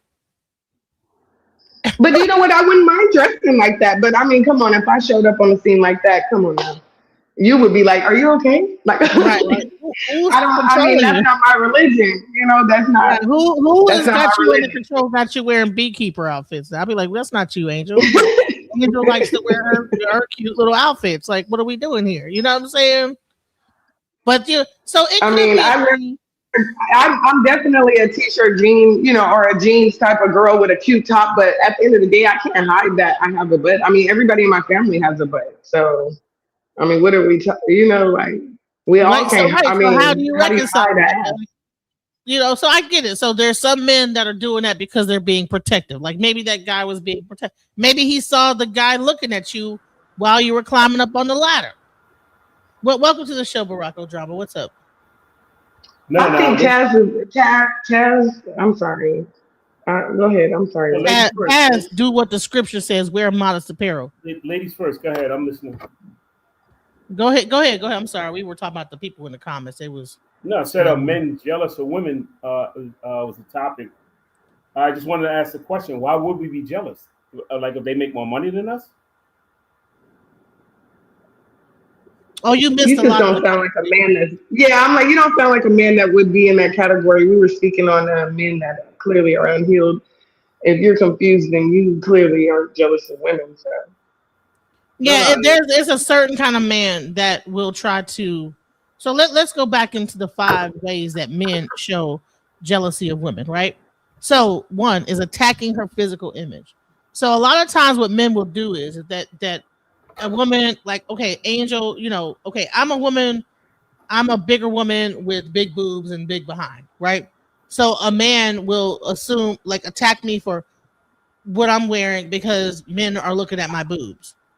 And then a woman like Angel, she has an hourglass shape, and she you know, she has a, you know, big butt or whatever and stuff like that. So the man will assume that men are looking at her because of her shape. So then they will try to subdue that and say, well, look at all these men up here looking at your, you know, thing. That's what you're, you know, and then blaming it on her but the thing is, she might just be wearing a damn jeans and a regular t-shirt. Well, it might be a little form fitting or whatever, but you know, hell, everybody don't want to walk around in beekeeper suits on. No, as a man, I'm as a man, I might be jealous if I liked the woman and she didn't like me back like that, but I wouldn't be jealous of her like femininity or anything like that. There are men out here that do that, and they'll attack you for your physical appearance and say that and try to subdue you into, like, mute you out to say, no, don't wear this, don't do these things and make yourself more beautiful. There's men out here that will, if you try to go and get your hair done. I've had it happen to me as a bigger woman, and I'm losing weight. I've had people tell me not to do things to lose weight, and that's fetish shit that's going on with that. They don't want me to lose weight, you know. They want me to stay a certain size, you know, that type of stuff. That's attacking my fit, because I know that I want to look better, and the more, like, thinner I get, no, you don't need to do that. Well, I want to. New levels, new devils. I'm not, girl. You tell me you want to look better. I don't know. You might want to stay where you at, because, girl, they gonna be on something else. Then it's a problem with that. Right. And then another thing that they do, they isolate you from your friends. Well, you shouldn't be around these people. Don't be around this person. Don't be around that person. Then they compare themselves financially. These are the 5 ways men shows jealousy, right? Comparing you financially, comparing themselves to you, or dominating, or not, whatever. Well, you make more money, well, you know, all that stuff. You know, nobody care about your education. Don't nobody care about how much money you make. Well, why would you say that? You know what I'm saying? Sabotaging. You know what I'm saying? You might want to work with the man. A lot of, like, people like me and Angel, you know, when we are dating a man, we want to, like, go into business with them. We want to build build something with them, you know. they get to sabotage in the situation because they want you to be up underneath their wing. I've had dudes be up underneath my wing, you know what I'm saying? But they want you to be like beholden to what they got going. They don't want you to spread out and do because they feel like you might leave them in some weird ass way. And then here's the dominating sexually.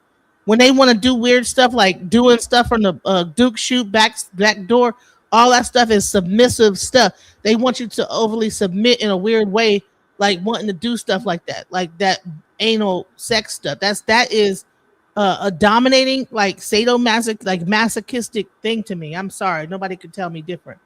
Like wanting to do it up. But it depends on the relationship or the type of relationship you got with the guy. When you're in a relationship, you're supposed to be a team. So I don't understand that. Exactly. So why would men do these things and that's what we're talking about, is that there are men that are out here that do those type of things that I just pointed out in relationships. I've experienced it, Angel has experienced. That's why we're doing this show, because there's men out here that do this stuff. Yeah, because I had a coworker on my job, his wife went up to management, and he didn't make it to management, but his wife did, and he kept pushing her to go higher. That's what I thought a relationship's supposed to be. It's supposed to uplift each other, even if the spouse in her profession might outperform you in your profession, then that's not supposed to matter because you're supposed to be a team. I mean, at least that's how I look at it. Angel just discussed a situation where she had a dude that she was actually working with, and she couldn't even get the job done. He sabotaged the whole situation by being jealous, thinking that people were looking at her. Go ahead, Angel. Yeah. You there, Angel?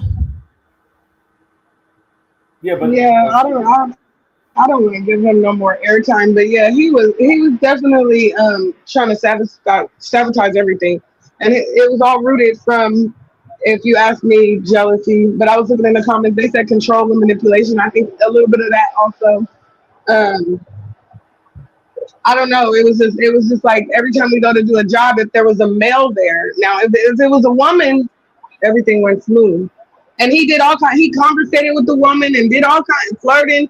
And you know what? It was crazy because we just different breed of people.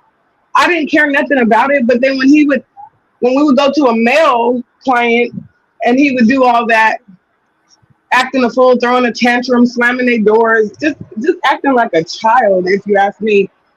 He's saying that, oh, the way you was sweeping the floor, you was trying to seduce him. What? It was just weird to me. So then when we talked, I'm like, okay, so should I get upset and should I be mad that you're over here flirting with this damn old ass woman that we're meeting with? He's like, oh no, I'm networking and trying to. Okay, I don't care though. That's the thing. I'm not, I'm not insecure at all. So at the end of the day, I'm not looking at you like, oh, why are you talking to her like that? Well, why'd you lick your bottom lip? It's just I don't know. We just came from two different cloths, and I just felt like he was jealous of me. He had to be. I mean, yeah, and then maybe insecure. Like I said, rooted from insecurity because he just seemed like he was so hyper focused on everyone else that I feel like he sabotaged the whole relationship. I mean, like I thought he was cool up until we would get around people. Like when we were not around people, he was cool.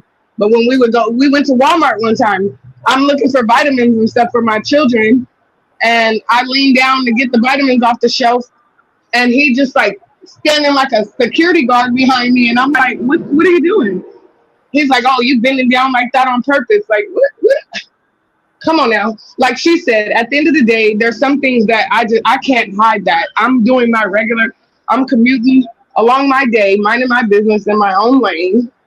I don't know how to hide what I look like for you because, I mean, it doesn't really matter what I put on, and that's a promise. No matter what, I could have a nightgown on, some sweatpants on. I can't hide what my mother blessed me with, okay? At the end of the day, it's not even about physical. My aura speaks for itself. So if someone admires that, and you're more hyper-focused on what they're looking at than I am, because I didn't even notice them. Here's the thing, it's not that we're saying that we're hold on, let me just address Taz Ward. We're not saying that we're fine, okay?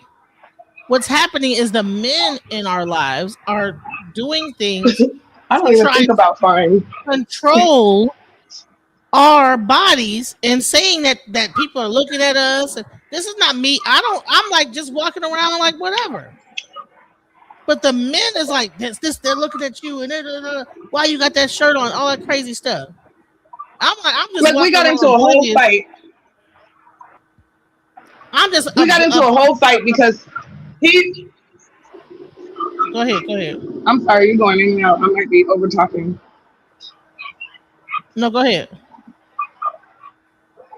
No, I mean, we got into a whole fight because he said that some guy looked at me while we were in the store and he like kind of like hemmed me up like, do you know him? Why is he looking? And I'm like, I was really like having anxiety because I'm like, what are you talking about? What is like, I was confused about the situation because I didn't even notice the people he was yelling at me about at all. Like I didn't even see them. That type of stuff happens, yes. And I'm not even that. I'm not like, my body shape is not all that, whatever. But in my thing, it's they're looking at your boobs, they're looking at your this, they're looking at your that. You know what I'm saying? So it's like it gets so I might, okay, I'm ugly, right? I'm ugly. Nobody wants me, but then I get a dude that'll tell me when I'm walking around with him that people looking at me, looking at my boobs and everything. You got your boobs and you know whatever. So it might not be that everybody's looking at me, but for some reason he want to make me think that everybody looking at me. Maybe nobody's looking at me, but there are men out here that will do that. They will make you think that everybody's looking at you and trying to control how you are showing up in the world. So, okay, I'm ugly, I'm fat, I ain't shit, right? But this guy is trying to make me think that everybody's staring at my titties and stuff like that. What is that? Is that not jealousy? What is that?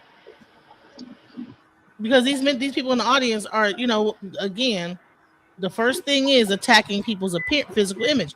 Well, who said you was fine? Well, no, okay. I mean, literally, the only reason the image came up is because I was telling a story about this man bringing attention to my image. That's why I'm calmed down. And you sitting here telling me to cam up and all that. There's no need for you to see me. I don't really care if you guys think I'm fine or not. The only reason we were speaking on that is because of the story that I was telling.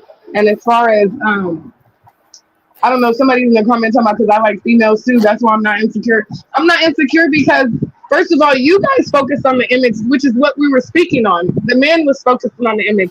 It's so much more to me than the image, sir. Yeah, but what you got to understand that most women that think they're attractive, they like to show it off. So they would tam up. Again, he was the one speaking on that. Again, he was the one speaking on that. I don't even cross my mind. I'm a businesswoman. If you want to keep it real, I don't think I'm attractive. I'm not attractive, right? So so now that I don't think I'm attractive, she don't think she's attractive. Why would a man sit there and try to make the woman be like and do these type of things? Here we go. Let's go. Your fiance, absolutely. Your boyfriend, definitely. He's jealous. See, when a man is so bitter and full of hatred and they don't want to do anything to change, to be better for themselves first, it's not abnormal that jealousy is right behind them. You thinking, oh, well, you know what? His dad wasn't there. Boo-hoo. Child, it's millions of people whose fathers wasn't there for them. I don't see you walking around full of hate. I don't see you walking around purposely trying to find men to make their life a living hell. See, all you need to know is the man that's sleeping next to you, he's jealous of you. And can I tell you something else? He don't like you and he can't stand you. Even though the root of that comes from the hatred that he has from his mother and the hatred that he has because he always has to be the victim. He swear everybody do him wrong when he don't even realize he the common denominator. But see, a lot of that he's carrying, that hatred and that bitterness, you are paying the tab for that. Because does it make sense to you how you've been there for him, you've loved him, you've supported him, you've given him money, you've given him your last, you took out your 401k to support his business, the business that failed. You was the person that took out the money, ran the business. He didn't do nothing. You changed his life. You changed his wardrobe. You got him the job. You filled out the resume. When he walked off the job and didn't even tell you, you said that's okay. You paying all the bills. And if he is paying the bills, he probably using the money against you. You taking care of the kids. You making sack lunches like he a third grader. You asking him how it was work. You rubbing his musty feet. You laying next to him smelling his musty armpits. You sitting there being unsatisfied by his small tallywhacker because you don't really want to crush his dreams and tell him you ain't been satisfied in years, right? Because it's something about grown men. They always got to be coddled and pushed and babied like we raising toddlers. But back to my point. The point is, he's jealous of you. He doesn't like you. He hates when you succeed. He hates when people pay attention to you. He hates when you get a promotion on your job. He hates when your family is there for you and they want to stick up for you. He don't like it when you have friends. He don't like it when you go to lunch with your coworkers. He don't even want you talking to your coworkers at work and you like, baby, I got a job to do. He's so dumb. He don't even get it. But that's another story. But because it's jealousy, when a person is bitter, and it festers in their body, it festers in their brain, it can show up as jealousy. And you wondering why? Well, maybe he don't support me because he's not used to supporting people. Maybe he doesn't love me because he came from a broken home. Maybe he doesn't know how to be a dad. And let's even talk about how we make excuses for being treated fucked up by these men. We get treated fucked up. And we still be there for these men. And meanwhile, they jealous of the whole situation. You pour it into them. You giving money, you doing everything, you helping them, you giving them opportunities. Angel said she gave the dude a job. Why did she need to give him a job? Why couldn't he find his own job and be independent or whatever? But you know what? And here's another thing, is because men will always say that these women are out here only wanting the men that got this and want something from them. Angel's over here talking about how she got the job and hired him. He didn't have a job, so. This is showing right here that women will date men that's struggling, don't have a job, and bring them in and try to like pour into them. But then you'll have men on these panels acting like women don't be doing everything for these men, bro, and they still get treated like shit. Listen, I got so many stories, it'll knock your fucking socks off. So let's not talk about like y'all talk about how women are delusional. No, y'all men are delusional. Because he said that his dad wasn't there and nobody's ever showed him how to be a dad and how to be a man. No, baby, those are excuses. He's jealous. But see, over here, that's the problem. You don't care. I'm not telling you to stay, go, or go back to a relationship. I don't give that kind of advice because I don't know what everybody is going through. But one thing I will do is give you the wisdom. And over here, when we heal, I'm just here to tell you it's not because he came from a broken home. It's not because his mother was an addict. It's not because he never felt support. It's not because he was taken advantage of as a kid. It's not because nobody's ever showed him love. It's not because nobody's ever supported him. It's not because his dad wasn't there. It's not because his mother didn't listen. It's not because his sisters seemed like they were the favorite and he got left out. It's not because he can never get on his feet. It's not because he just doesn't understand why people don't understand him. It's not because he has an addiction. It's not because he has mental health. It's none of those. It's simply because he's jealous. That's all. And here's the thing. People, listen, everybody's like, to myself, why would I get, okay, you might not be that guy, but there are men out here that this is talking to. No, Taz is that guy. Taz is that guy. That's why I want to address Taz. Taz, come up here and holler at your girl. Because you on some weird, you're in the comments talking about, you're directing it to yourself. So it's a reason why you're labeling yourself like we're talking directly to you. So come up here. Right, hit dogs holler. Hit dogs a holler. It's a lot of hit dogs in these comments, y'all. Those kind of guys are uncommon. That's not your average guy. That's uncommon. And once you know somebody got your best interest once you know somebody doesn't have your best interest at heart, it's time, if you can, part ways with them.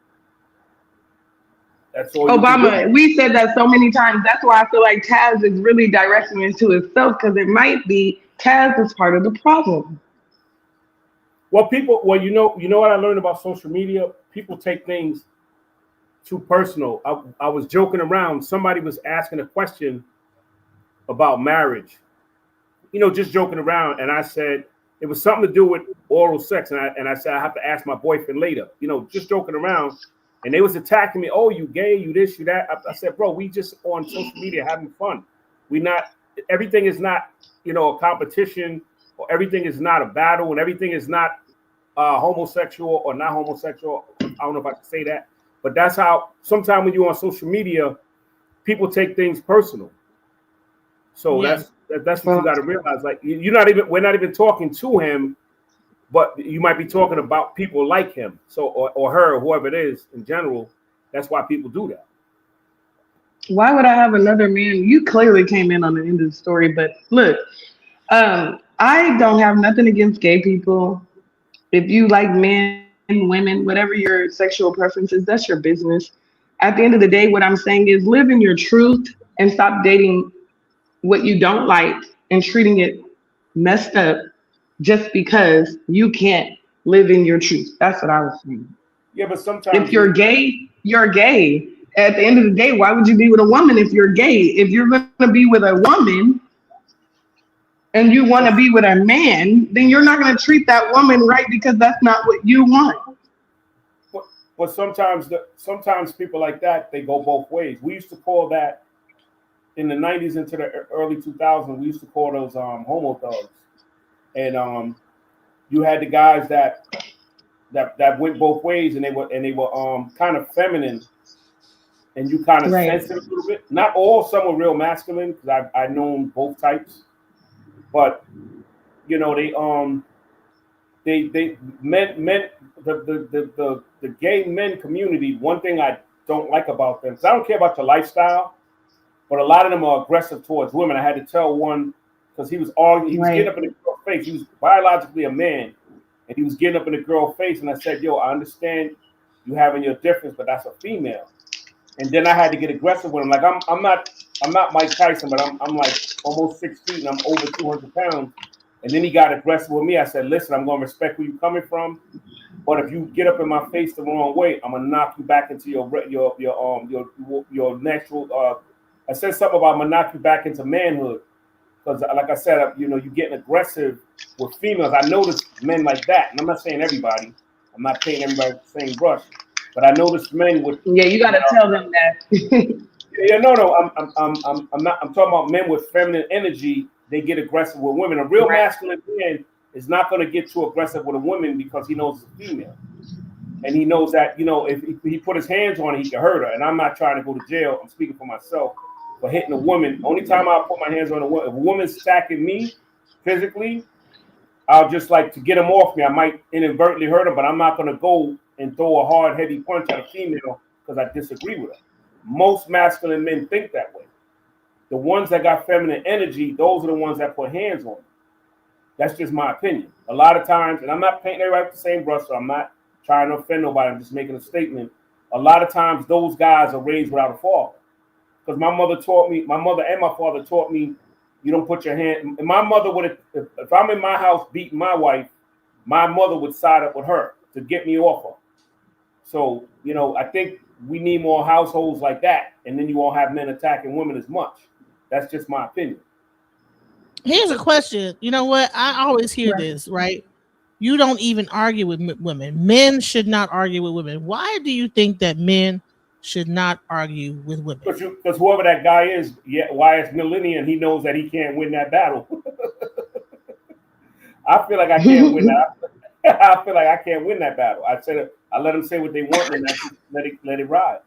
I'm gonna tell you why. It's because a man arguing with a man can go there with it, and not be abusive. But when a man argues with a woman, there is a line that could be crossed that could go into being abusive and being bullying. Man being stronger than a woman, man being that domineering, more dominant, like stature wise. So that is why men should not be really sitting up here arguing too hard with women. But I do want to say this is that with Taz, okay, so he's saying that why would her man be in the thing with? She was cleaning the house. She had a business. Girl, I didn't even feel like answering it. You don't even. I mean, if you want to, I didn't, because I'm like, clearly he's coming in on. Oh, she must have got a phone call. But so you came in on the end. So what happened is that she had boyfriend that she had a cleaning business and she hired her boyfriend. And the boy, I guess, they both probably was like in the struggle. And see, some people will say, why would you date a man that you would have to like help him get a job? And well, some of us is we believe in coming together with our man and working together and being in the struggle, whatever. So she go ahead, Angel. I'll let you go ahead and tell the rest of that.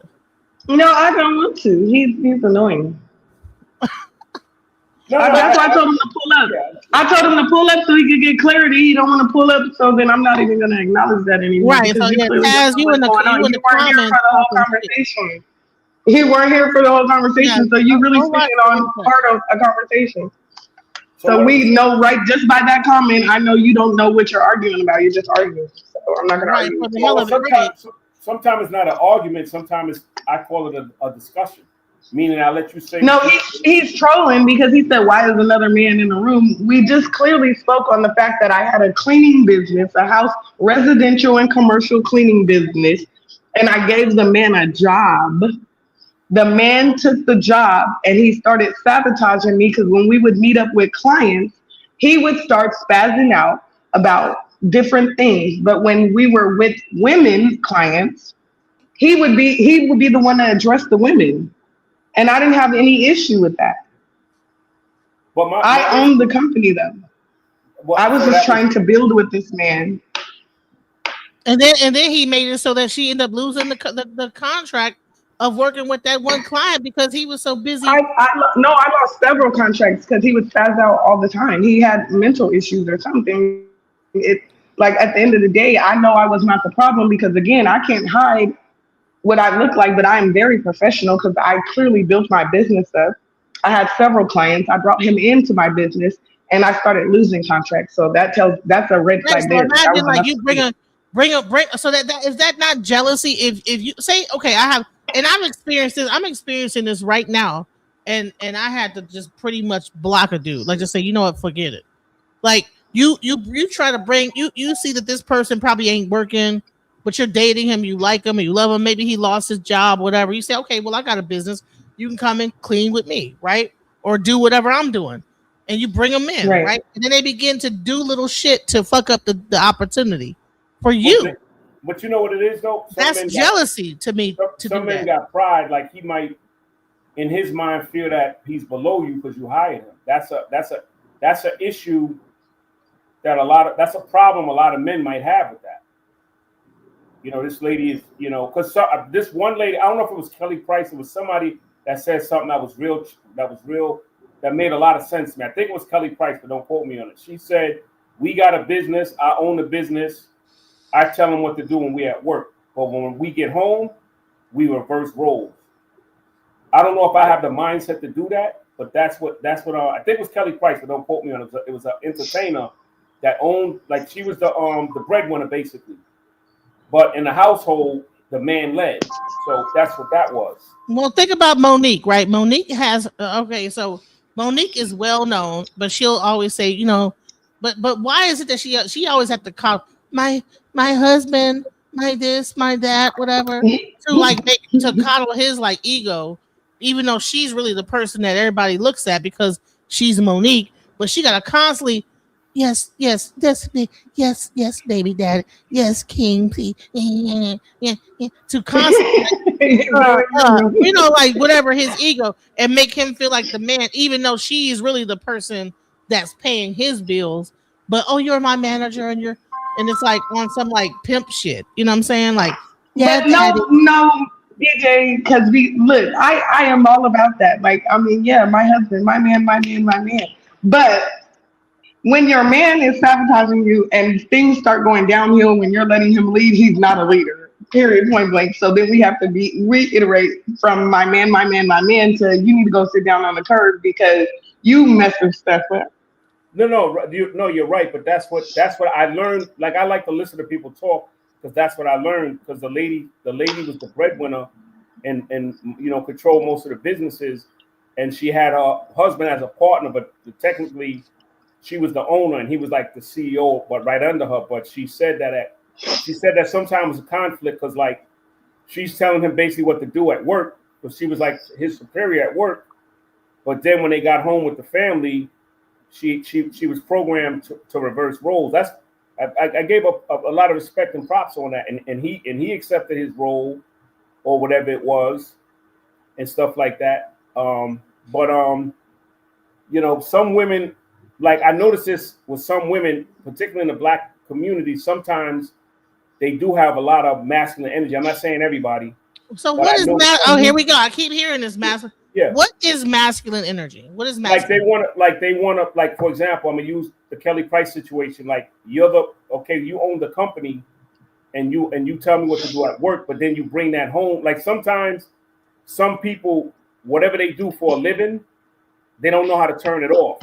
Like for example, like let's say you're a correction officer. When you come home, you're treating your kids and your wife like inmates, or vice versa, your husband. So that's what I mean by feminine. That's what I mean by masculine energy. Like you don't know how to turn that off when it's not a conflict. Everything is not a conflict. If we are a team, you know, in a relationship, usually the man is masculine and the female is feminine. But I've seen females that were that that had like they were rough around the edges and they just act like a man a lot. So that's what masculine energy is to me. Well, I will say this, even though it was my business, I did let him lead. Like he usually talked to the client, you know, I spoke with them on the phone, but when we addressed them in person, when we came, we were as partners. Like I said, I wouldn't have brought him into the business. I don't need him as a worker. Like I could have did it by myself. I already had people working with me. It was just more of giving him an opportunity because I believe that, you know, sometimes people be down on their luck and they need an opportunity. I don't know, you know, you don't know a person's whole story. So I don't judge a person by, oh, he doesn't have a job, so he's broke. I'm not going to pay you no attention because, you know, I'm just not that person. So I'm like, hey, I got this going. You can come join what I'm doing and we do it together, right? We made sure we got the numbers right. He felt comfortable with the numbers he got. But it was more like, I don't think he can work with his spouse, period. And he wanted to kind of shadow me everywhere. Even if he wasn't working, like he would say he doesn't want to work. Like we would get there to a client's house and then he'd throw a tantrum and then he'd storm out the house and he'd go sit in the car and then he doesn't want to work for the rest of the day because he's pissed off because he felt like I was sweeping the broom too long. You know, I don't know. It was.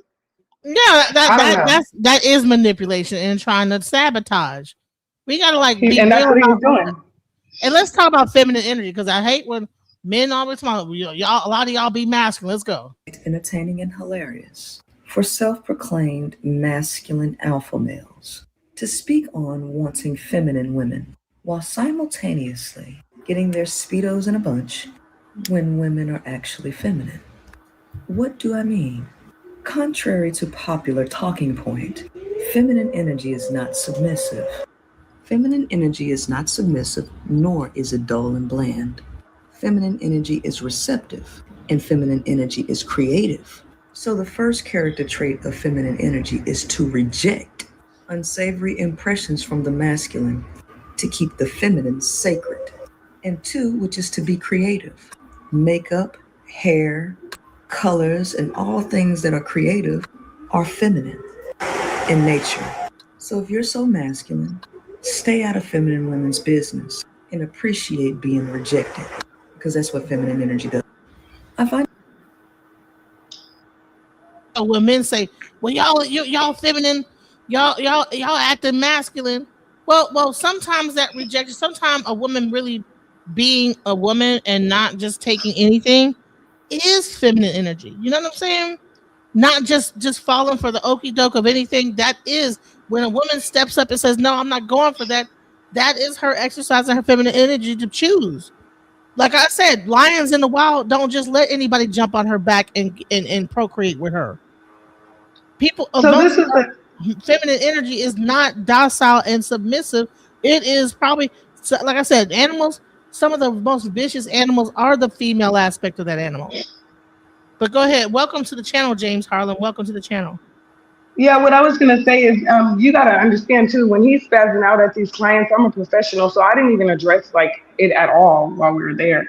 When we left, though, I did tell him like after so many incidents, I told him like, we just can't work together. I don't.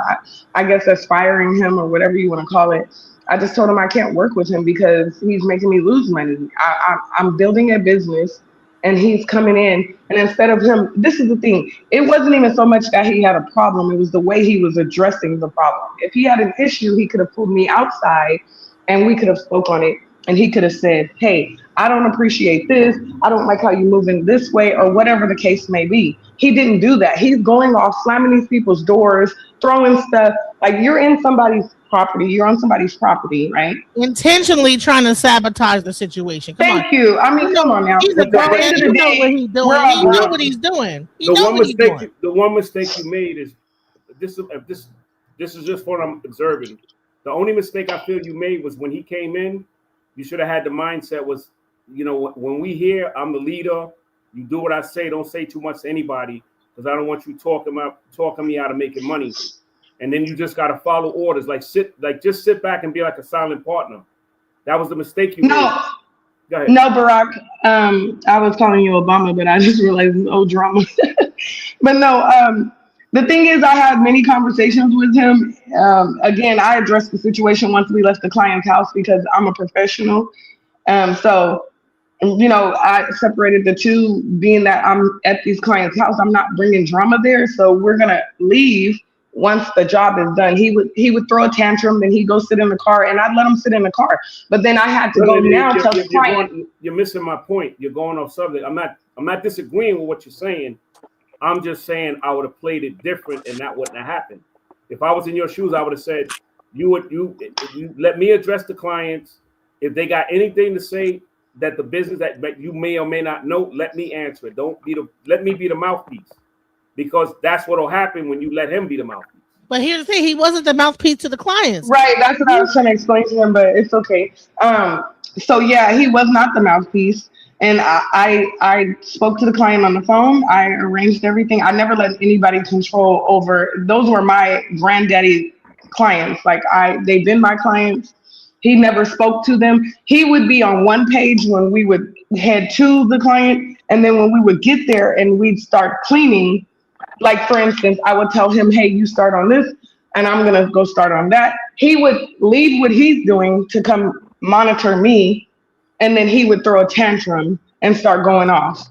And a lot of times, like I said, it was intentional because a lot of times the client wasn't even nowhere near me. Like these are huge houses. They would be on a whole nother floor. I felt like he was just really not wanting to work. And he was low-key just jealous of me. Like, he just sabotaged my business at the end of the day because... Right, and then she ended up losing the client because he's slamming people's doors. He's storming out. He's arguing with her in the household while they're trying to be doing their job. That is intentional. You can't tell me it's not. Can I ask a question? Go ahead, James. Go ahead. Welcome. What's up, man? Welcome, James. Go ahead, brother. Thank you. This is a great broadcast. And my question to the young lady, seeing his characteristic, why didn't you just relegate him to being the water boy, coffee maker, whatever? But he was ill-equipped to positively contribute to your business. And once you seen that nigga should have been going to the store, getting everybody lunch, or just get him out the way. Still pay him. I mean, that's your thing. But once you realize that what you're working with, I mean, now it's on you.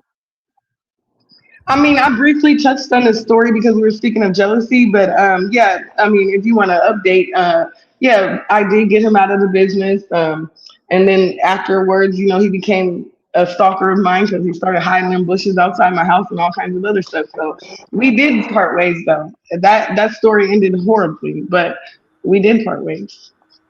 And I must say, to both of you young ladies, y'all are the kind of women that brothers yearn for. Well, in particular, a brother like me. And I think we spoke, Genesis, we spoke the last time I was here, how I would always support any woman that I'm with. And I would be even more diligent with someone who has so much to offer, or if they're making more than me, I have to check myself and realize that it ain't about you feeling less of a man because you ain't got more bread than your woman. There's a whole bunch of people in this world that you ain't got more bread in. You know what I'm saying? When you look at when you look at it holistically, so why would you choose your woman to hate on or think crazy about? I mean, it's just inconceivable for me to live like that with somebody who sees favor in you and wants to build with you. Is just inconceivable for me to try to sabotage that relationship primarily because she makes more money to you and being jealous. That's an immature person. And when I say immature, anybody, you could be at any age and be an immature person. You know what I'm saying? But you have mature people who are in their 20s or whatever, but you just happen to find somebody who was just crazy, or who wasn't there yet at whatever point in their life. Hopefully they'll get there. But now, you know what I'm saying? I mean, if you love somebody, you want to be with somebody, you got to handle what comes with them. I mean, if they have kids, they got a great job, make a lot of money, they're not going to always be there.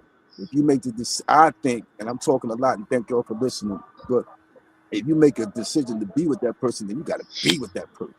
Can't be in 1 foot in, 1 foot out. I mean, it's just ridiculous. But I land with that. And so this guy, T-Benz, old men always on some subject. And he the one with a wife just telling women what they want. You a clown. See, that's the problem that y'all have, man. When you have a man, come on. It's like, well, we're talking about what our grievances are with these men. And then you have a man saying, listen, this is probably the right way to go. You shouldn't be, you should okay, if a woman's making more money than you and she's willing to bring you into her business, don't sabotage it. There's and people don't even understand that this exists. Maybe in your life it don't exist, but there is a reason why this conversation is even being had, because this exists. There are men that will sabotage you, that are jealous of what you're doing, and will come in and try to sabotage relationships.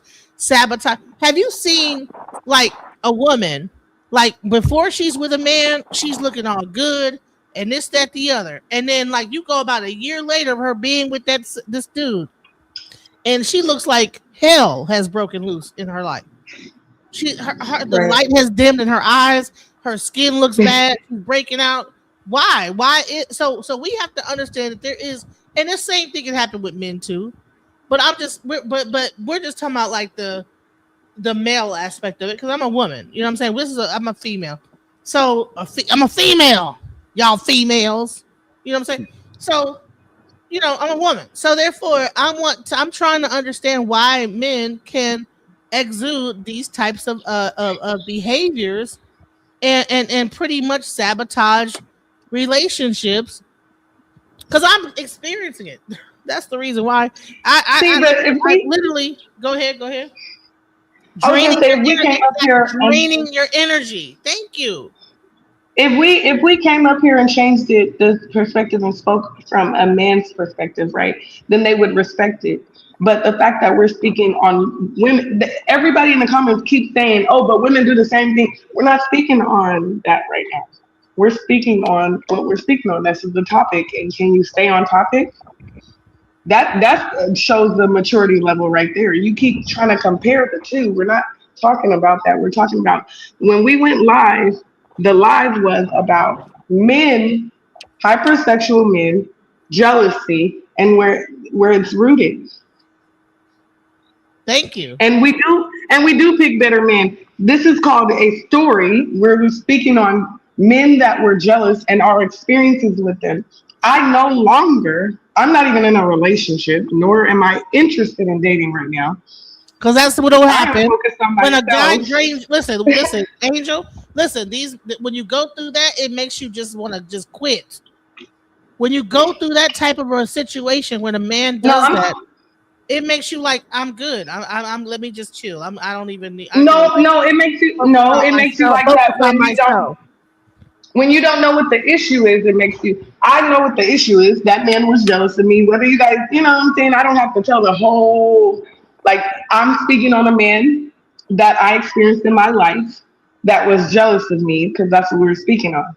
And that so happened to be a man that I brought into my business, and I spoke on that, right? Moving forward, though, like I said, standing on your boundaries.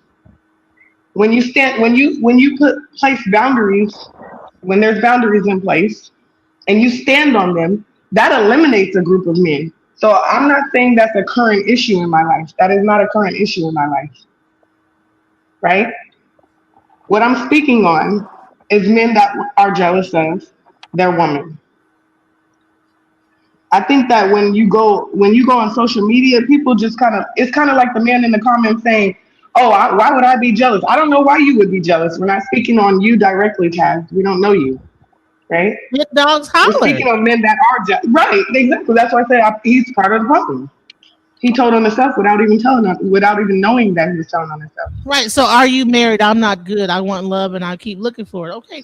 We'll continue to look for it. What we're saying is don't exhibit these qualities that these other men are doing and you will be fine.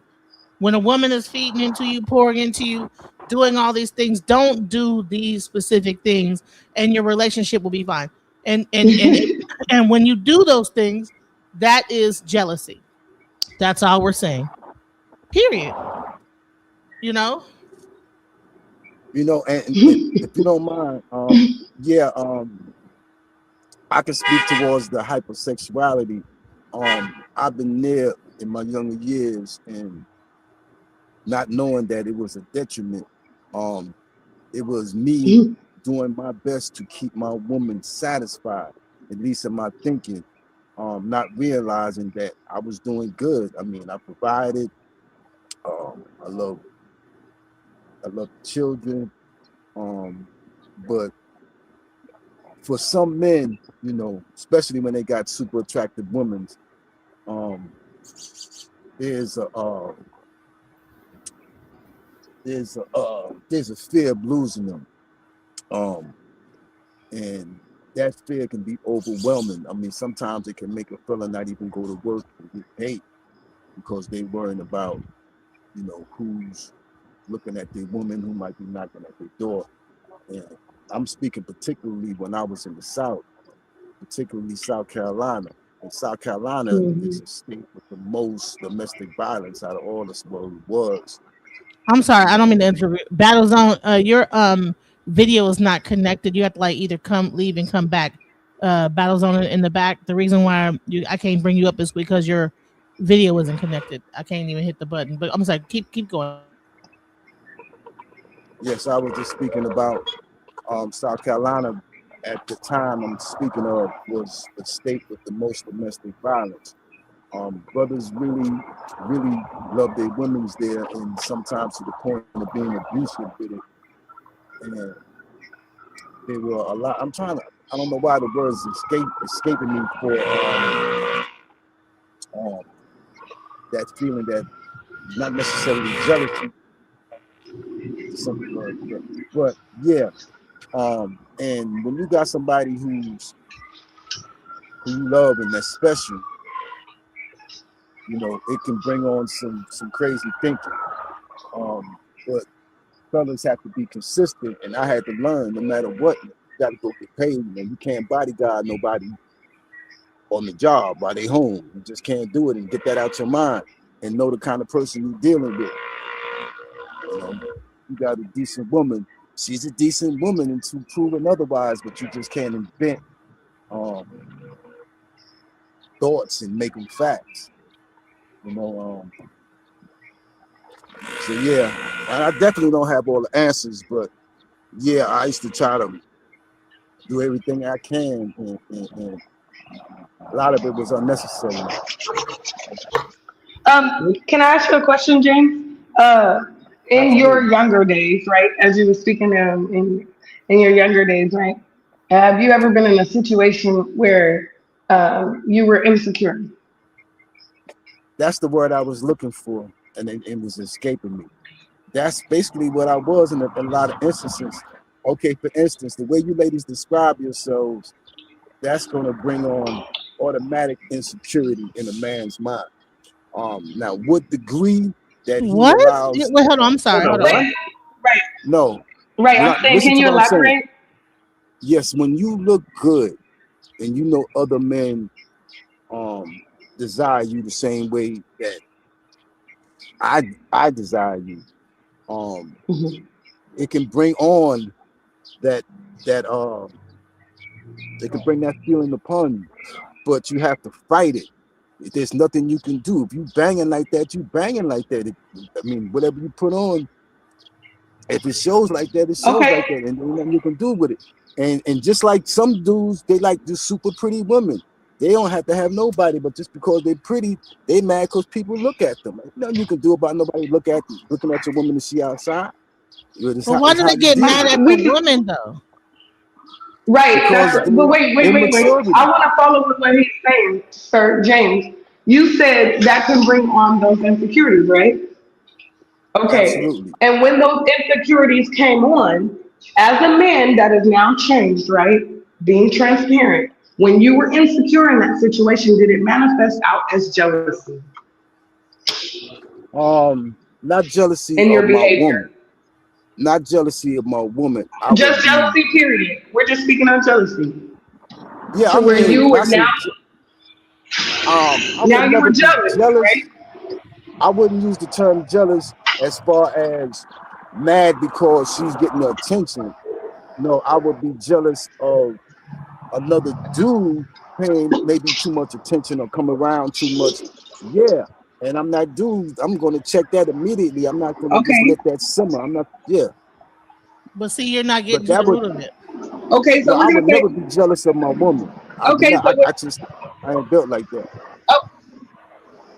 I appreciate. So when that jealousy arose, did being transparent, did that make you behave in a certain way? Let's say.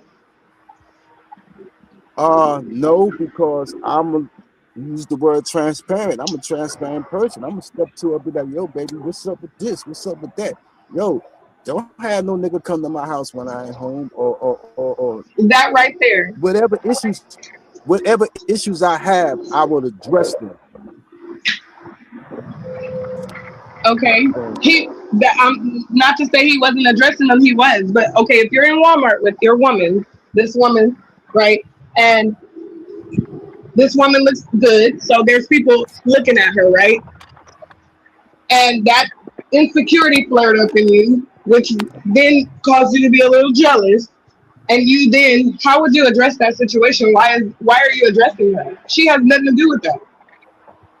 She's being herself. So why would you then feel like there's something to be addressed? Thank you. See, hold on. Let me. Thank you, Angel. Exactly. See, men don't realize that when they're doing that is actually jealousy of the woman. They don't understand that this is because you're attacking her for what someone else is, how their actions are towards the woman, and all she's doing is she's oblivious. She's just being a woman, and you're upset because of how other people are interpreting her, and then you address her and say, well, she's wrong. That is showing jealousy toward the woman and the attention that she's gathering. Ridiculous to me. That would be ridiculous. Am I right, Angel? Do you get what I'm saying? I totally get it. I'll try to break it down a little bit so he can understand. Because I mean, he probably don't operate like that now because he's an older gentleman and he's probably done some work and been through some relationships to where, if you don't evaluate yourself, you're sitting here saying, okay, so yeah, I did get jealous, and then I'm gonna check that right then. Why is there anything to check other than yourself? That's who should be getting. You should go look in the mirror and check yourself for those feelings that are arising in you, because there's a reason why those feelings are arising in you, because you knew what you were getting into when you started dating that woman. Because what you found attractive, there's going to be many others that find attractive. Right. Okay. Now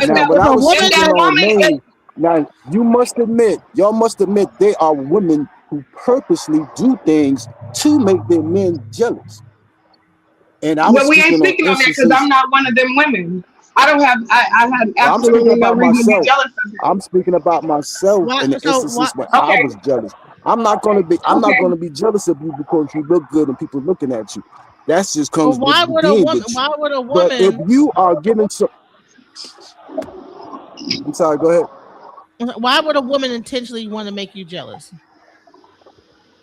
I mean, why would a woman want to? Why would some women want to breathe air? They just do. That's not the answer to the question. No, Like, wait, My let point is me, this. okay, let me go from a different angle, James. Let me go from a different angle.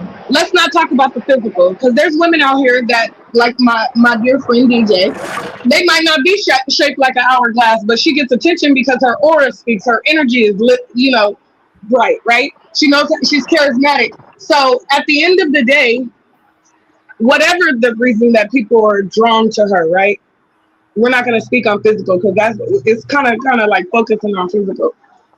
Whatever reason people are drawn to her, why would that flare up insecurities and jealousy out of that man that she's dating with? Well, I can speak towards insecurities. Insecurities can be a tool that you use to better yourself. That's what I've learned. If I Right. feel that if I don't do this correctly for my woman, somebody else is going to do it. That's going to motivate me to move in a direction to do what needs to be done. And then that would erase that insecurity. Now, as far as jealousy, when I was saying some women just do it because it's just like breathing. There are women who want to maintain their relationships and unfortunately they feel like keeping their man on edge is the way to do it. And they do things that will enhance whatever jealousy he has in him, to the point where it could be detrimental or it just could be he's definitely unhealthy. But there are women who do things like that to men. I had it done to me, and it's not a good thing. You can't be with nobody like that. Can you give me an example so we can understand where you're coming from? Because what I'm hearing is because I didn't hear an answer to her question, right? I heard the definition of insecurity and why what insecurity is and how you should deal with insecurity. But if a woman is just being herself, like she says, I'm not hourglass shaped, I'm fat, whatever. People love to point that out, right? But It ain't about shape. It's just charisma, period. Just the fact that people are drawn to you. And this man is sitting on the sideline, like the one that you showed with the birthday person. He's sitting in the background, they're singing happy birthday, and he's looking pissed off because it's not about him. It's not about him. That's what we're talking about. There are people out here, there are men out here that when a woman is getting too much attention, when people are drawn to that woman, that will innately feel jealousy, and they will not. Everybody else is happy celebrating, and he's up there looking like Stonewall face, right? So maybe it might sounds like not a be. tinge of narcissism. It sounds like a Right. tinge of There you narcissism. go. There you go, my guy. There you go. We get to it. Finally, we get to it. No, there you go. I'm just looking for some transparency, man. I appreciate you getting up here and just being real because it's so many people in the comments playing games like these people don't exist. Come on now. And yes, there are women too that exist like that, but we're not speaking on that. We're the subject when we went live. We're gonna stay on that one. And the narcissist, right? Break down the narcissist. What is the deep-rooted issue of a narcissist? I've dealt with some, and I fought against being one my whole life because I realized the kind of person that you are if you're a narcissist. It's all about you. Nobody can be better than you. Is it competitive? Is it competition? There's no competition when you're a narcissist. Competition can be healthy. When you're a narcissist, it's like nothing. I'm the king of everything, point blank, period. Go do this right now, type shit. That's how I see it. And it was like, okay, like, I'm sorry. I remember the last time I talked with you, in the comments or in the chat, I wrote, because I like the way you look and everything. I'm like, yo, me Tarzan, you Jane, you go cook. Did y'all hear that? My alarm is going off. Did y'all hear that? Me Tarzan, you Jane, you go cook. Okay. I think you typed that into the chat one time when I was talking about something. You typed that in. Yeah, Yeah, I think you did yeah. that one time. You know what I'm saying? But he's right? So, but I wanted to give you an example for the people that if y'all haven't seen it, like just showing like the example of how it could be so obvious jealousy, right? Within a situation like this, right? Let me show it again because y'all might have missed it. I'm gonna show you here, all right? Watch, I'm gonna play it. Watch this. I'm sorry You for the two can noise. exist.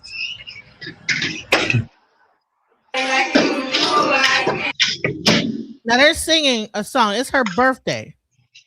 You see this? Can y'all see that? Can y'all see this? It's her birthday, right, guys? Now she's smiling and happy. Everybody's singing. This dude's sitting up there looking like stank face. Okay. Why would a dude do that? Why is he looking like it's the worst day of his life? I've said it before, but I'll say it again. How a person behaves on days that are specifically about you, celebrating you, your big day, your big opportunity, any moment that the spotlight is on you will tell you everything you know about that person. Not just your mate, your friend, your family members, when it's your promotion, your graduation, your birthday, and they look like they're frowning up like he is. They're picking a fight with you the day before your big exam. They're not happy for you on your graduation. They move out the day before you graduate. Like, people go out of their way to try to ruin special moments for you. And just because they're with you doesn't mean they're not jealous of you. They could be jealous of how much your friends love you, how much your family loves you, how much attention you get from random strangers. There could be any number of reasons, but don't think somebody who seems to be miserable every time you're being celebrated isn't them being jealous. Someone who loves you would never ruin your special moment and selfishly make that moment about them. You know what I'm saying? Because you already know that once they left that thing and he looking all stupid and all fucked up while they're singing, that the whole conversation wasn't on him after they all left the party. So it's like you intentionally do this to draw attention to yourself being an asshole. And meanwhile, now the conversation is not about how great of a time we had, but why was this nigga looking like a fucking asshole at the party? Barack Drama says he has to go, so I wanted to at least let him give some final thoughts on his way out the door. Go ahead, Barack. You there? You there, Barack? Or maybe he just stepped away from the thing. But yeah, like why would a person do that? So when we talk about jealousy, people think jealousy as in, I wish whatever or whatever. No, he probably was mad because he never had people singing to him. His birthday passed, nobody gave a Father's Day passed, no one cared. Who knows? But let's hear some more from a male perspective about jealousy, because I think that people think that okay, it's these women up here bitching about men. No, let's go. I've heard women say that they feel like their husband or their boyfriend is kind of jealous of them, and that's crazy to even think about that, because I mean, as a man, how could you even be jealous of a female, bro?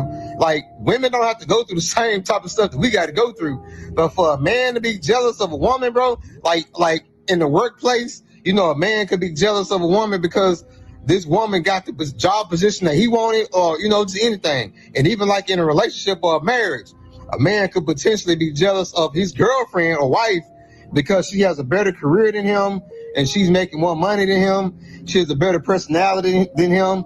She attracts, people to her. People are drawn to her, and they're not so drawn to him. And then he can learn to be, grow to be jealous of that. And even like when they split up, like when a man and his woman split up, let's say they had kids together or something, and if he just fall off, like he just fall all the way off, and get strung out, or he become so irresponsible he can't keep a job, and he just hit rock bottom. But the woman, she went up here, she climbed the ladder, she's getting better since he been out of her life.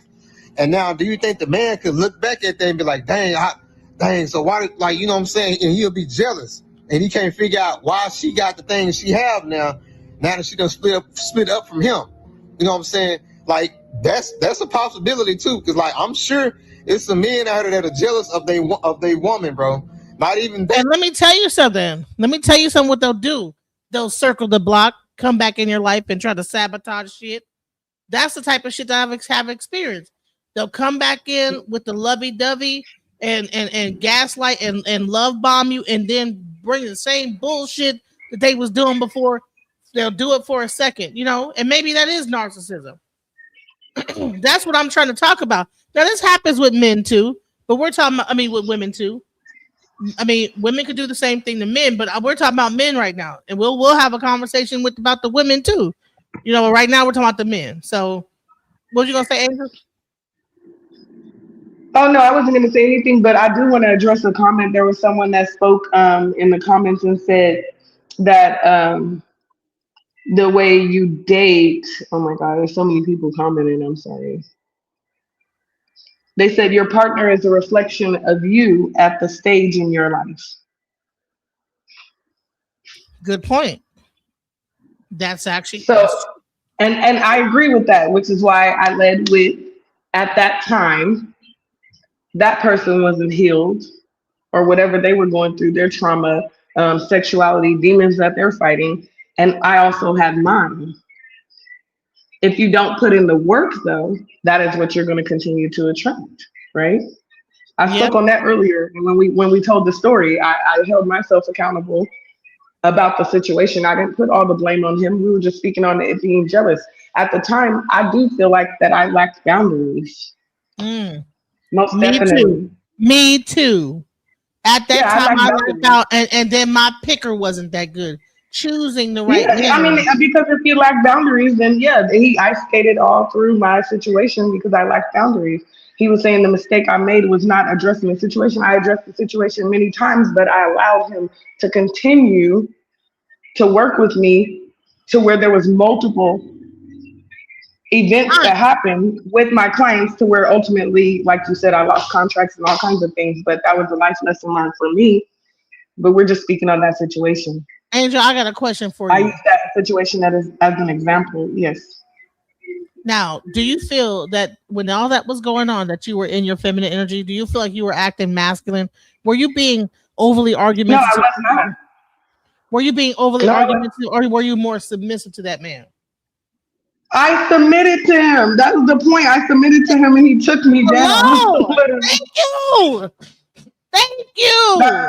That was the problem. I didn't have no boundaries. I swear to God. I let him do as he pleased. It be the ones that you submit to that will treat you the worst.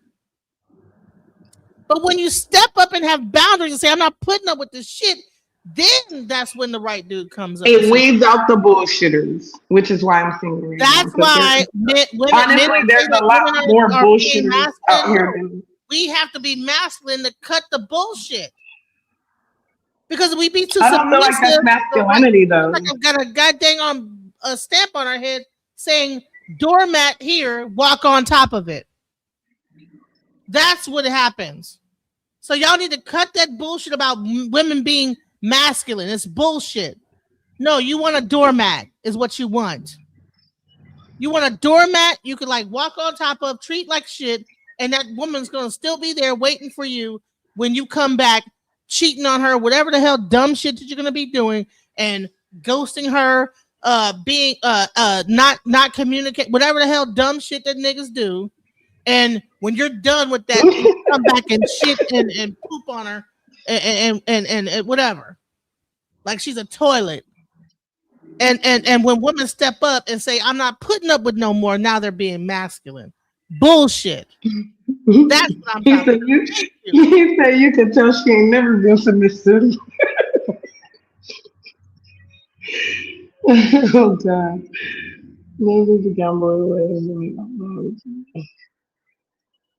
Submissiveness goes a long way, especially with men. It really does. Like me, I mean, I don't need my woman, crawling on the ground, picking up, I don't know, stuff off the floor with a toothbrush or whatever, no. But there comes a time when even if you are the breadwinner, even if you are making more money than him in a relationship, this comes a point where it's me, Taz, and you, Jane, and you gotta rock with it. So you gotta know You gotta know what's your lane. Can't always be, you know, you the one with the shoulder pads on. I'm the one on the side with the whistle, the referee. No. We on the same team. We playing together. We all geared up. So yeah, there comes a time that, and I know it's a delicate balance that would have to be made, particularly if you are a woman who's, let's say, employing your man, that it's a delicate balance, and he got to be with it. You know what I'm saying? He can't get in his feelings. I mean, if you know the job, you gave him the job. Is your company. He gotta know you know more than him. You can't just come in there after 2 days and try to exert what you might do at home on the job. Now it's time to fall back and listen and learn. You know, and I mean, you just got to be able to do that. well, James, I wouldn't say I knew more than him because he was intelligent, so, and that was the whole reason why I even offered the position to him, is because we had many conversations and he was highly intelligent. He knew how to, I wouldn't say he knew how to run a business, but he definitely knew Nuances. some The things, nuances. and we could balance each other out.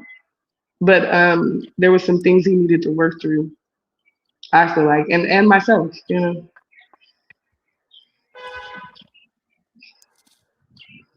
Yeah. I can tell any fella, any man that, you're gonna always be able to learn something, saying if you have an open mind, and there's always something to learn. You're just not gonna get it all. You gotta be susceptible to getting it. And you can't pick and choose who it might come from. Okay, I'm an older dude, but I gotta listen to that nigga who's 20 years old when he's saying something right, especially if it's something that I don't know about. I'm gonna have to humble myself, fall back, and try to absorb whatever wisdom this younger person is giving me. You know what I'm saying? And that's just how life is. You're just gonna have to tap out sometimes and listen. I was older than him. Only by a few years, but I was older than him. Me too. Right. By about 5 So let me years, guess. and the nigga, come on. Maybe we need to be dating like old, Your like 50, favorite football teams? 70-year-olds or something, huh? No, I was gonna say your favorite football team is the Cougars, right? Your favorite No, football like team maybe is it the might have been a Cougars. few years. It ain't like it ain't. We not 3 years older is not a cougar. Now, if he was like 30, but no, like about 4 or 5 years older, that's not cougar territory. You might have went to the same high school, and well, you was a senior, he was a freshman. That's not cougar territory. Right. He was a very jealous person. I mean, period, point blank. I don't care trying what to the make so crowd is much. saying. He was jealous. He was jealous. Man, bump that. Yes, exactly. He was. Let's keep talking about. What y'all think? If we And look, if prime example. I was gonna say, if I put his behavior on a woman that was a female friend, I would have said that woman was jealous. So at the end of the day, he was jealous. He was a man, so it was uncharted territory, but he was definitely jealous.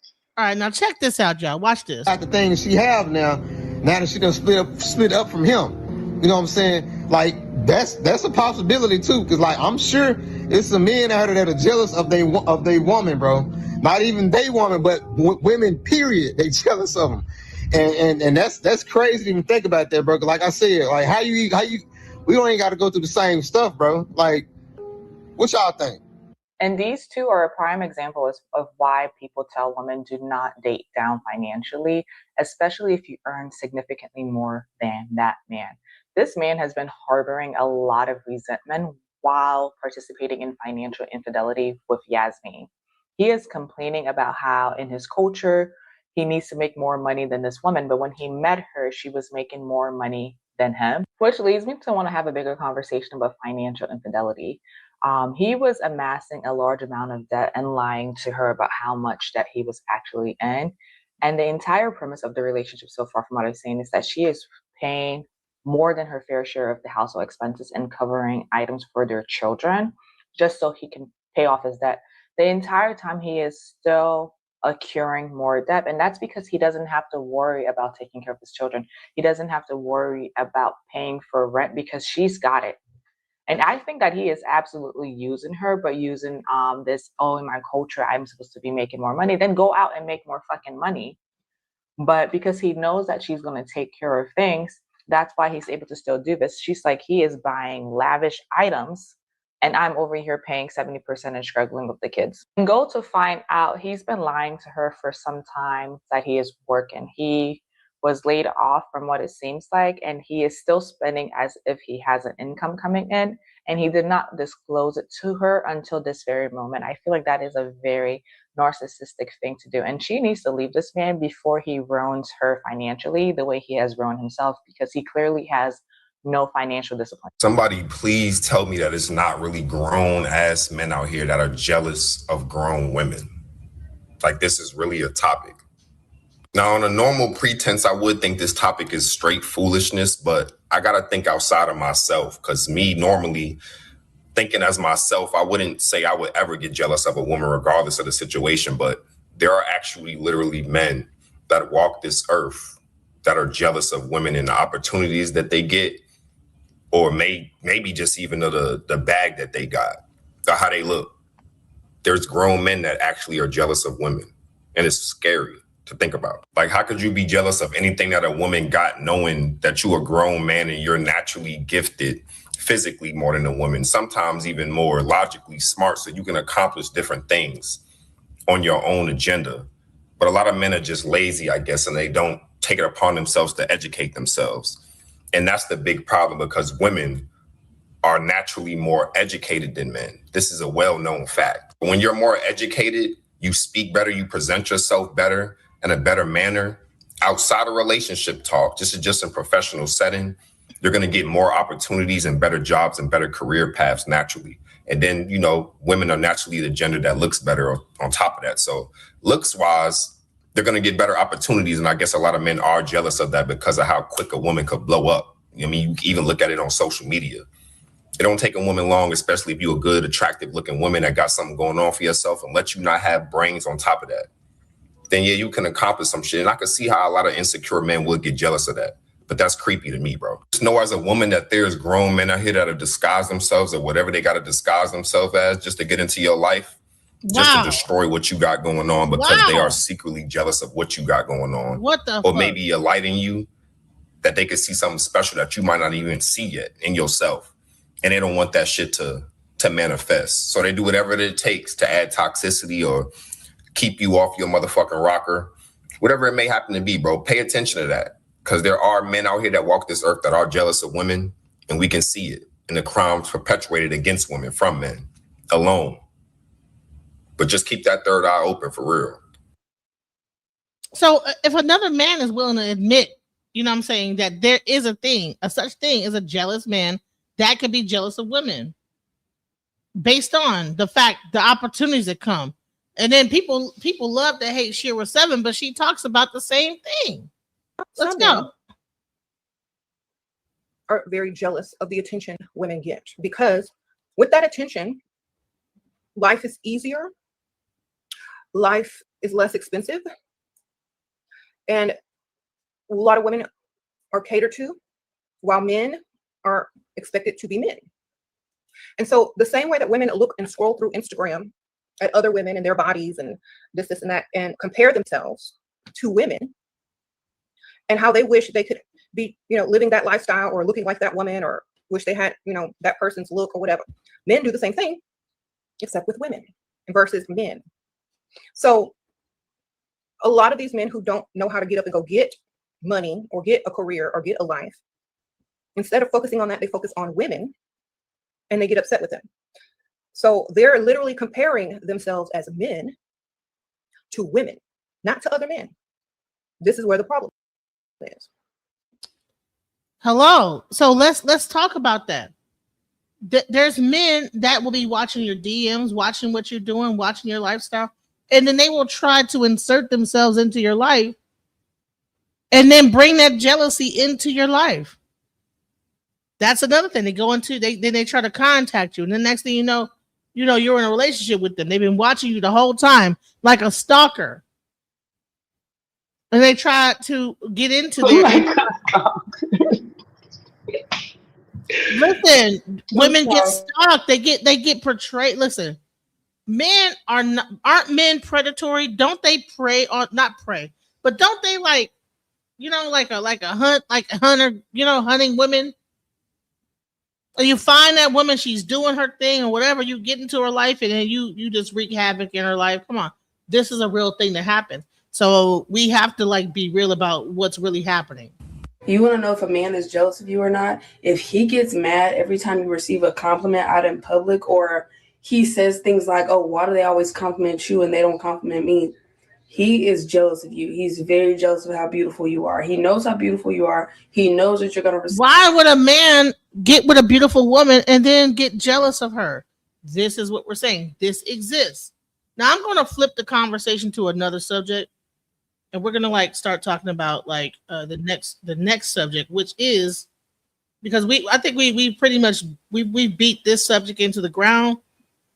Yes, men can be jealous of women. Let's not play and pretend like that does not exist. Okay. Now let's get into hypersexuality, because I believe that, like I said, when we get really into the whole thing, there is an aspect of hypersexuality in men. Let's go. Give me some coochie, give me some coochie, give me some coochie. Trying to invite me back to his place, and I said no. So I ended up at my house, at home, with my seafood. I ate my seafood. And peep this. That dude will be a dude talking about she used me to eat food. No, she just didn't want to fuck on the first date. Some of you men are hypersexual, and it's so uncomfortable and disrespectful. Men be really out here trying to lie and act like they're not obsessed with sex. They're not obsessed with trying to sleep with the woman as fast as they possibly can. As many women as they possibly can. I just think it's so funny. Not that like they're doing that, just that they're lying about it. Every day, I feel like I run into a new group of men trying to lie and be like, no, men ain't like that. No, them just the men you know. What kind of dudes you around? Men ain't actually that bad. And I'm sitting there like, when did they update the new model of niggas? Because ever since I was a kid, ever since I can remember, men just been lusting after women. Even when they end up married to a woman, they was lusting after to begin with. You know what I'm saying? Like, I just think it's crazy. And the thing is that it is ruining men's potential. Like, men could have healthy relationships with women, but y'all ruining it from fucking lusting. I cannot stand a lustful nigga. Give me some coochie, give me some coochie, give me some coochie. Like, what the fuck? And then, like, the lustful ones that have kids, why are you acting like you ain't never been in a coochie before? You have living proof that you have had some coochie. Calm down. Damn. The men's be lusting. The men's be lusting. Let's show how the lustfulness is actually negatively impacting these experiences that men are having with women and just kind of fucking up the whole dating experience. And it has always fucked up the dating experience. Just FYI, like, this is not a new phenomenon. The internet is relatively new. Social media is relatively new. TikTok is relatively new. These experiences are not. These experiences are pretty fucking old. I'm at the car wash. Now, before she gets into her story, I'm gonna say this.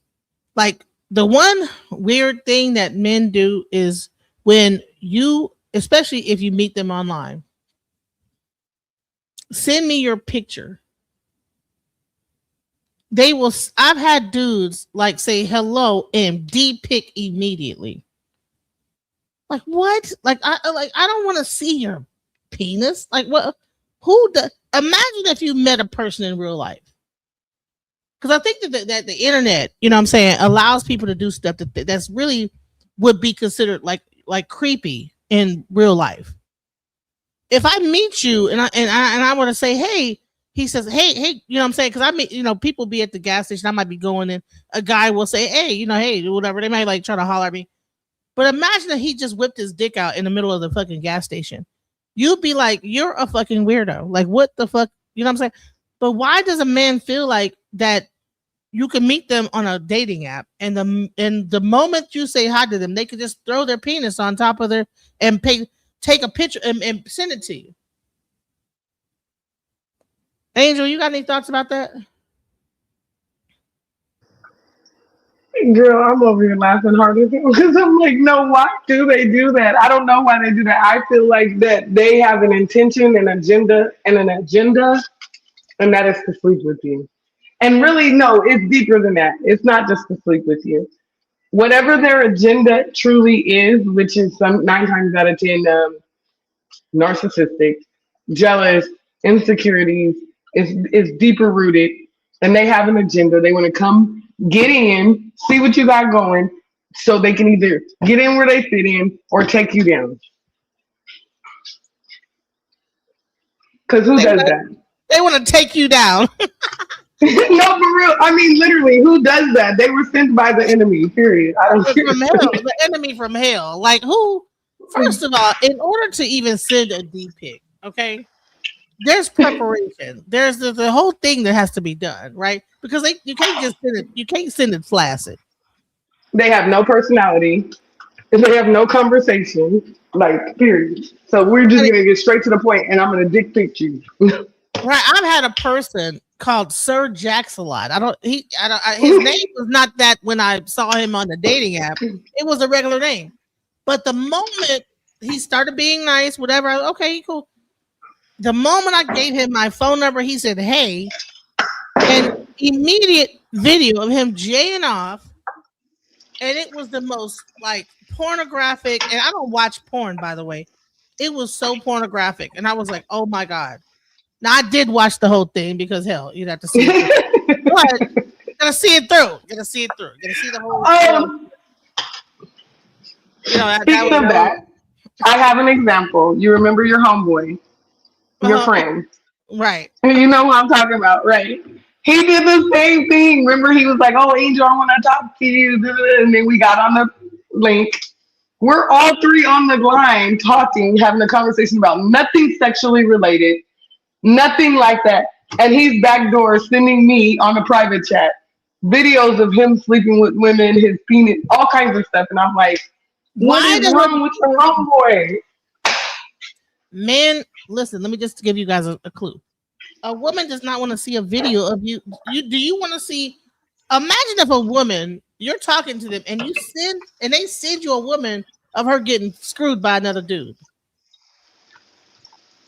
But men will send actual images of them sleeping with another woman. So I don't know what they think it's going to turn you on.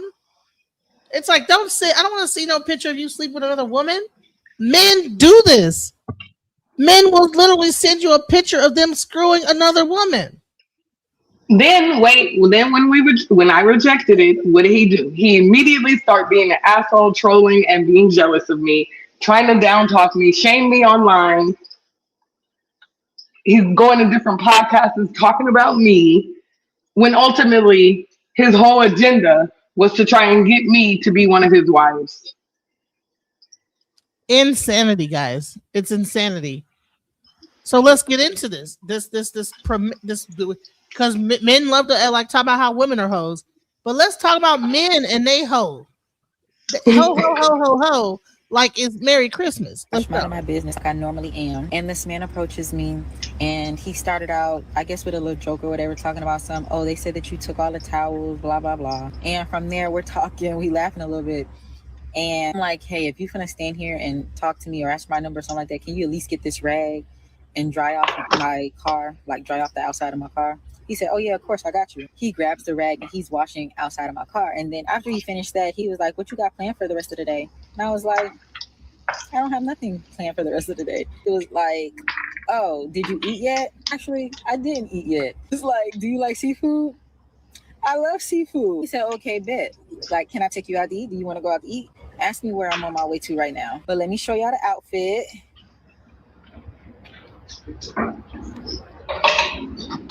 No, girl. Okay. She look cute. I told myself that this was going to be the summer that I'm going everywhere. You inviting me and I ain't got nothing to do? Yes, I'm coming. Yes, I want to go. Please involve me. What time do I need to be ready? Because I'm coming. All right. No problems there. Seemed organic. See, you asked her out on a date. He didn't go cheap. He didn't try to take her to a coffee house, which in all honesty, in that moment, it probably would have been appropriate in that, you know what I'm saying? Like just meeting somebody, nothing being planned, just off the top, like, hey, let's go grab a cup of coffee and hang out. You know what I'm saying? Like, I think that would have been fair. But he asked her, did she want to go eat seafood? Because he wanted to go eat seafood, which he trying to tell me all the time about taking a woman out on a date. I'm like, why are you acting like you don't want to go out yourself? You're just bringing a woman with you. Like, you might as well pay for her. I don't get the whole, like, I'm not paying for dates when you want to go too. Anyways, so it seems nice, right? It seems very cool. After I heard the story,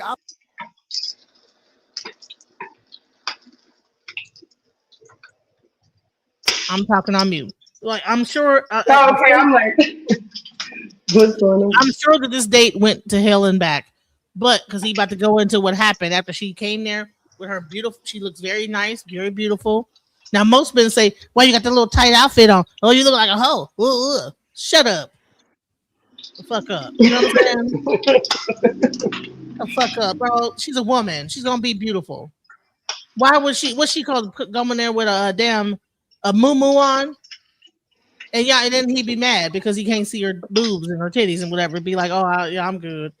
All right. You know what I'm saying? She like to look cute. Let her look cute. But here's the thing is that he asked her out. Now, guys will say, what you bringing to the table? These women always trying to bring us. You know how many men I meet that'll be like, oh, I be meeting girls on Facebook and the first thing they be asking, they would just want a meal. They want me to give them a meal and, whatever. When low key, you can buy your own meal. Like, come on. Bro, I could get listen. Last time I went on a date, I was like, no, I don't need you to buy my food. And he probably wasn't even like that. I was like, no, I'm good. Okay, I got my food. Because I don't want you to have nothing over my head. That's crazy that we have to resort to that because if this guy asked you out, why should you have to buy your food? That was the norm. That used to be the dating rule. If a guy asks you out, then he pays the tab. All right, but let's go. I'm sure this went to hell in a handbasket. Let's go. I actually swiped off the page, didn't think anything of it. But then I was doing some I saw some other stuff. I was like, wait, let me go back. Is there an update to that? Boom, lo and behold, there's an update to the story. Vibe journey. Y'all, it's no update for real. We went out to Lotus Seafood. We laughed, we talked. The vibes are nice. The food was amazing. And he was trying to see what I wanted to do afterwards, if I wanted to do something afterwards. What do you think? You just met this woman. You met her at a car wash. I was washing y'all cars. She was willing to go out on a date with you. You took her out on a date. You didn't want the date to end. I got that. Me personally, I ain't gonna even hold you. I would never ask a woman to go back to my place on the first date. Thank you. I've never initiated that before. Not on the first date. Definitely at some point in time, but not on the first date. I just always thought it was too forward. Take notes, guys. And it's not to say that I didn't end up at my place after the first date or on the first date. I'm just saying I've never asked a woman to come to my house on the first date. Again, I think that is very forward, very presumptuous. I think it sends the wrong signal, so on and so forth. This is me. I'm 44 now. I knew this when I was a fucking teenager. I thought that was weird. I thought that was a little bit too much, a little bit too forward. What do you think this grown man asked this woman? Let's stop. What do you think, James Harlem? If you meet a girl on the first date, would you ask her to come to your house? Give me a second. Let me turn my TV down. I made it to the house. It depends on the woman. Like I said, one thing I learned is that there are no absolutes. Say, for instance, there aren't any absolutes, and sometimes you gotta go with the moment. Trust your instincts, but yeah, it depends. So I can't say no. I'll be fronting. So do you think? What do you think? Do you think that he asked her to sleep with him the same night? It's possible. I mean, I've done it and had a sustained relationship with as a result of it. But It just But in the there's same nuances. breath, guys will call that same woman a hoe. No. I mean, some guys. So men need to make up their goddamn mind. That's what I'm gonna say. Some do you guys. do you want the first date sleeping with the woman, or do you not? It just depends. It's nuance. Is she a hoe? If she does, why does it depend? Okay, look at it like the goal this. of the man is to sleep with the Supposedly- woman. If she gives it to you, then she's a hoe. What is it? Like, let's. Well, there are times in my life when I was unfortunate and I didn't have a woman in my life that I desired to be with, and went several months without it, and became sex starved. And it's not so much when Sex starved. Sex starved when you're not having sex. Love is one thing, but sex starved. Sex starved. And then if you meet someone who's in a similar position, and you guys express the same kind of feelings, and you still connect with them regardless of the sex starved or being without sex, and you just want to do that. I mean, hopefully it's protection involved, because you don't know the person. Hello, like that's the thing. Go ahead, Angel, because my thing is, first of all, that's a big red flag for me, because first of all, I'm even gonna feel like you're the problem, because why would you want me, not saying I'm on that, but why would you want me at your house or even to know where you live and we just met each other? You don't know who I am, how I'm coming. Yeah, I don't even want nobody to know where I live for a while. Like, let's get to know each other. How about that? It's nuance, and what I've learned is, and I used the term before and I use it again, there are no absolutes, because you may be denying yourself something that's meant for you, trying to be an absolutist about it. You just have to trust your instincts, be intelligent as you can about it, but to be honest with yourselves. For instance, I think I was going to go. Stop.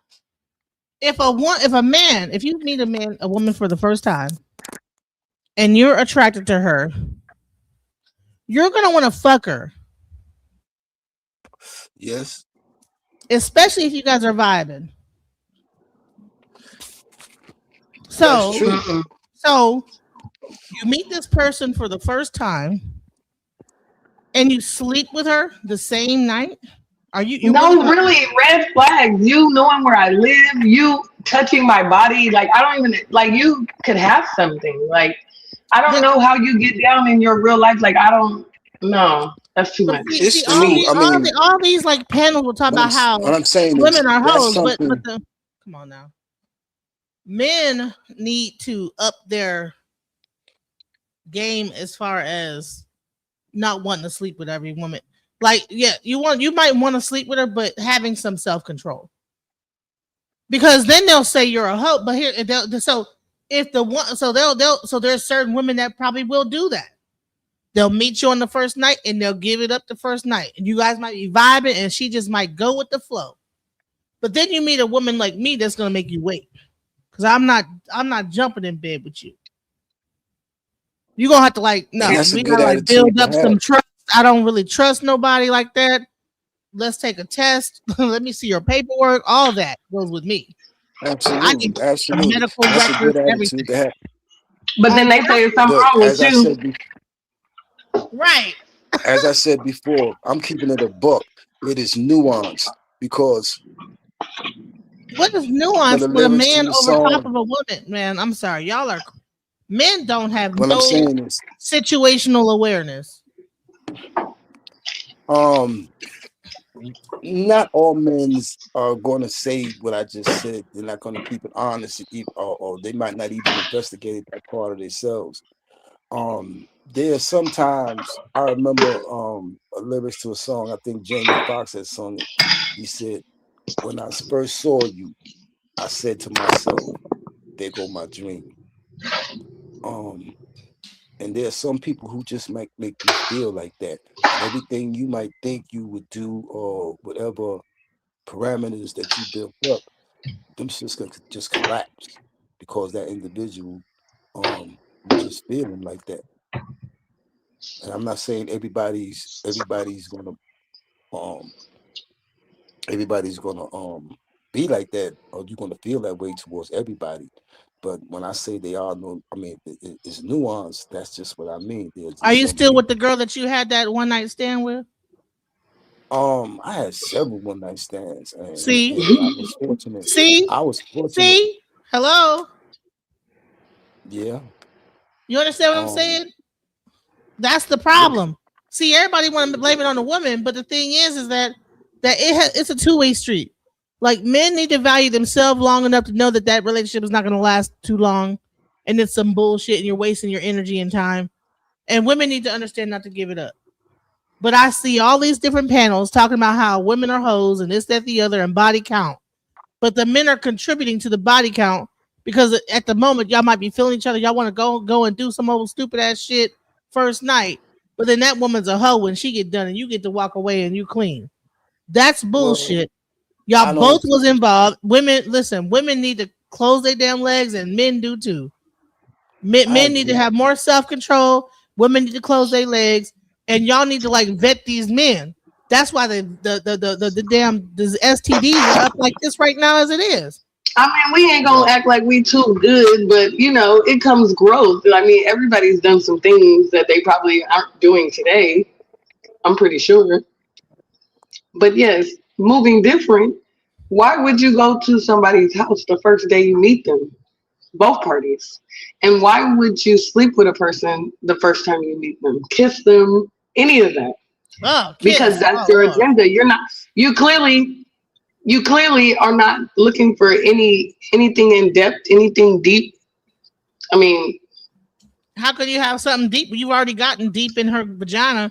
What else is there? What else is there to figure out after that? Like once you've gotten deep in that level, and now you're gonna start figuring out who the person is, you're backwards. So here's the thing: we're doing shit backwards. You're doing shit ass backwards. Meet the woman, get into her vagina, then figure out who she is, and then wonder why the woman don't work, the relationship don't work.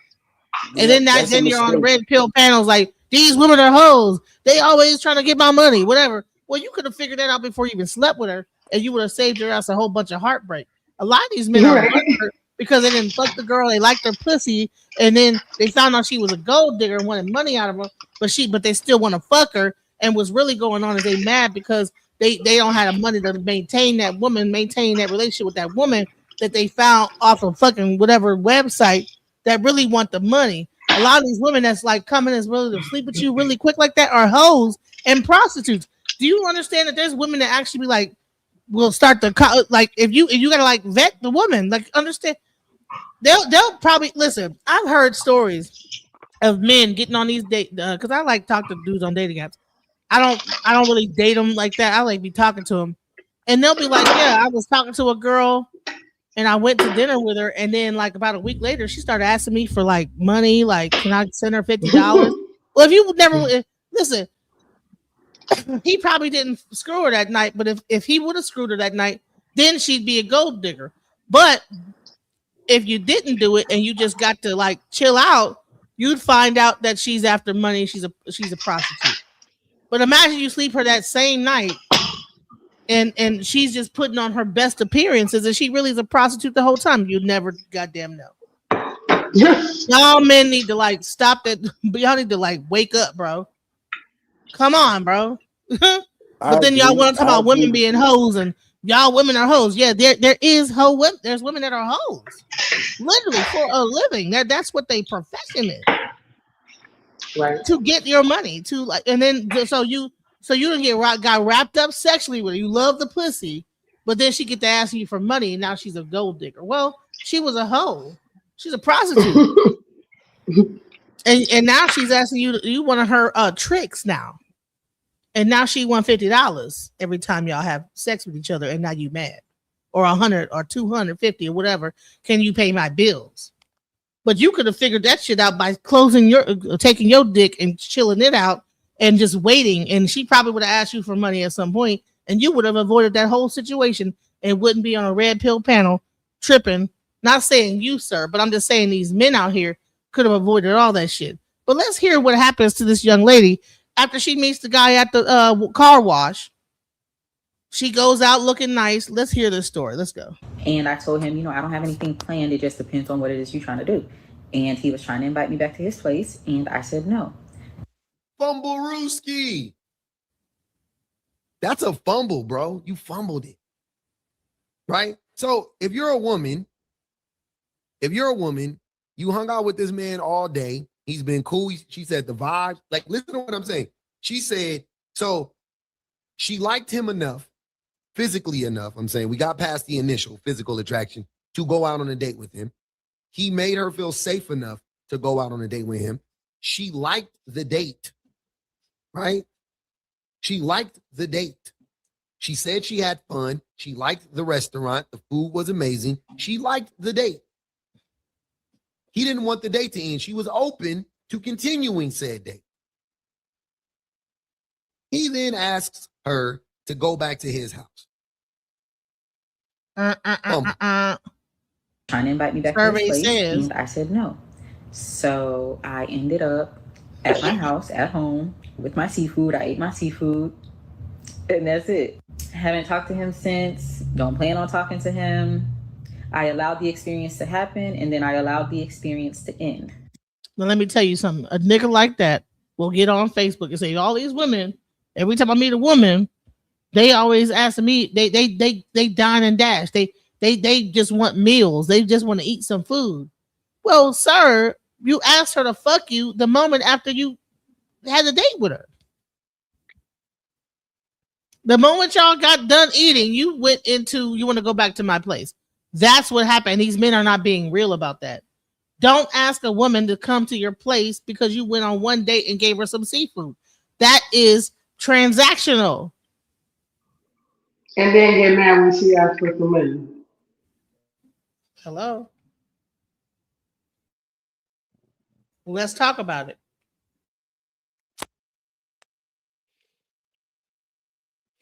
Yeah, it's nuanced.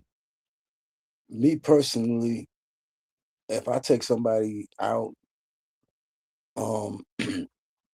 there's no real expectations on the first night or even several nights. It just depends on how that person or how we react to each other.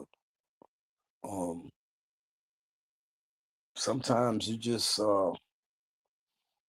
in that point in your life at that time, whereas you come to the same agreement that, okay, yeah, I need some love in the night, you need some love in the night. I ain't had nothing about you, ain't had nothing. Let's be safe, let's do this.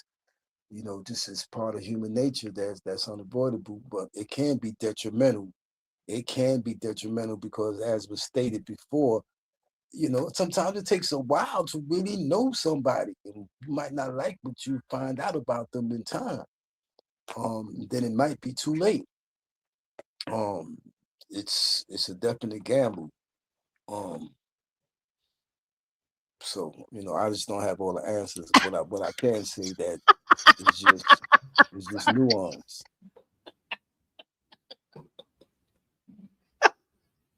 Genesis, why you laughing? It's a lot of ums. It's a lot of ums, honey. Because I try to be careful what I say because I'm saying what I say from my heart, and I don't want to. I get it, but yeah, no. Hey, listen, this is a panel. Listen. So Benny Dorn says you should not even set a date with a person unless you have known them and been conversing with them over the phone 30 to 60 days. What do y'all think about that?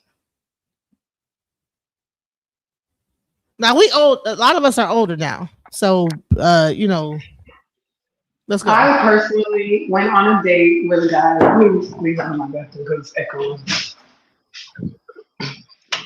I went on a date with a guy and I liked him, but how it came about, our kids were playing basketball together, his son and my son, and on the basketball court. And my son is, I guess he was tripping him up a little bit, and his son got a little angry and he started trying to get aggressive. So he calmed him down, And then we went to talking, and he was like, you know what? Because I was like, I don't, we were talking about dating, and I'm like, I'm not even interested in dating, not each other, but. And he was like, you know what? I want to take you on a date. I'm gonna take you to a comedy show, show you a good time, show you what you're missing. I'm like, I guess, So we go. It was on some friendly stuff, like it wasn't even like about nothing. And then I ended up liking him at the date. And this man, he stood on business, like, no, it wasn't a date like that, so he don't want to talk to me. And I'm like, what? Why? But he asked me, did I think about sleeping with him the first time I seen him? Whoa. And I'm like, in my head, I'm like, hell no. But I don't know why at that time, but I was like, yeah, I did. He was like, you just lying. And he never talked to me again because of that lie, which it was a lie, because I did not think about sleeping with him at all. I don't even know if he was really my type, to be honest. I was trying to get to know him. I didn't even think about that. But fast forward.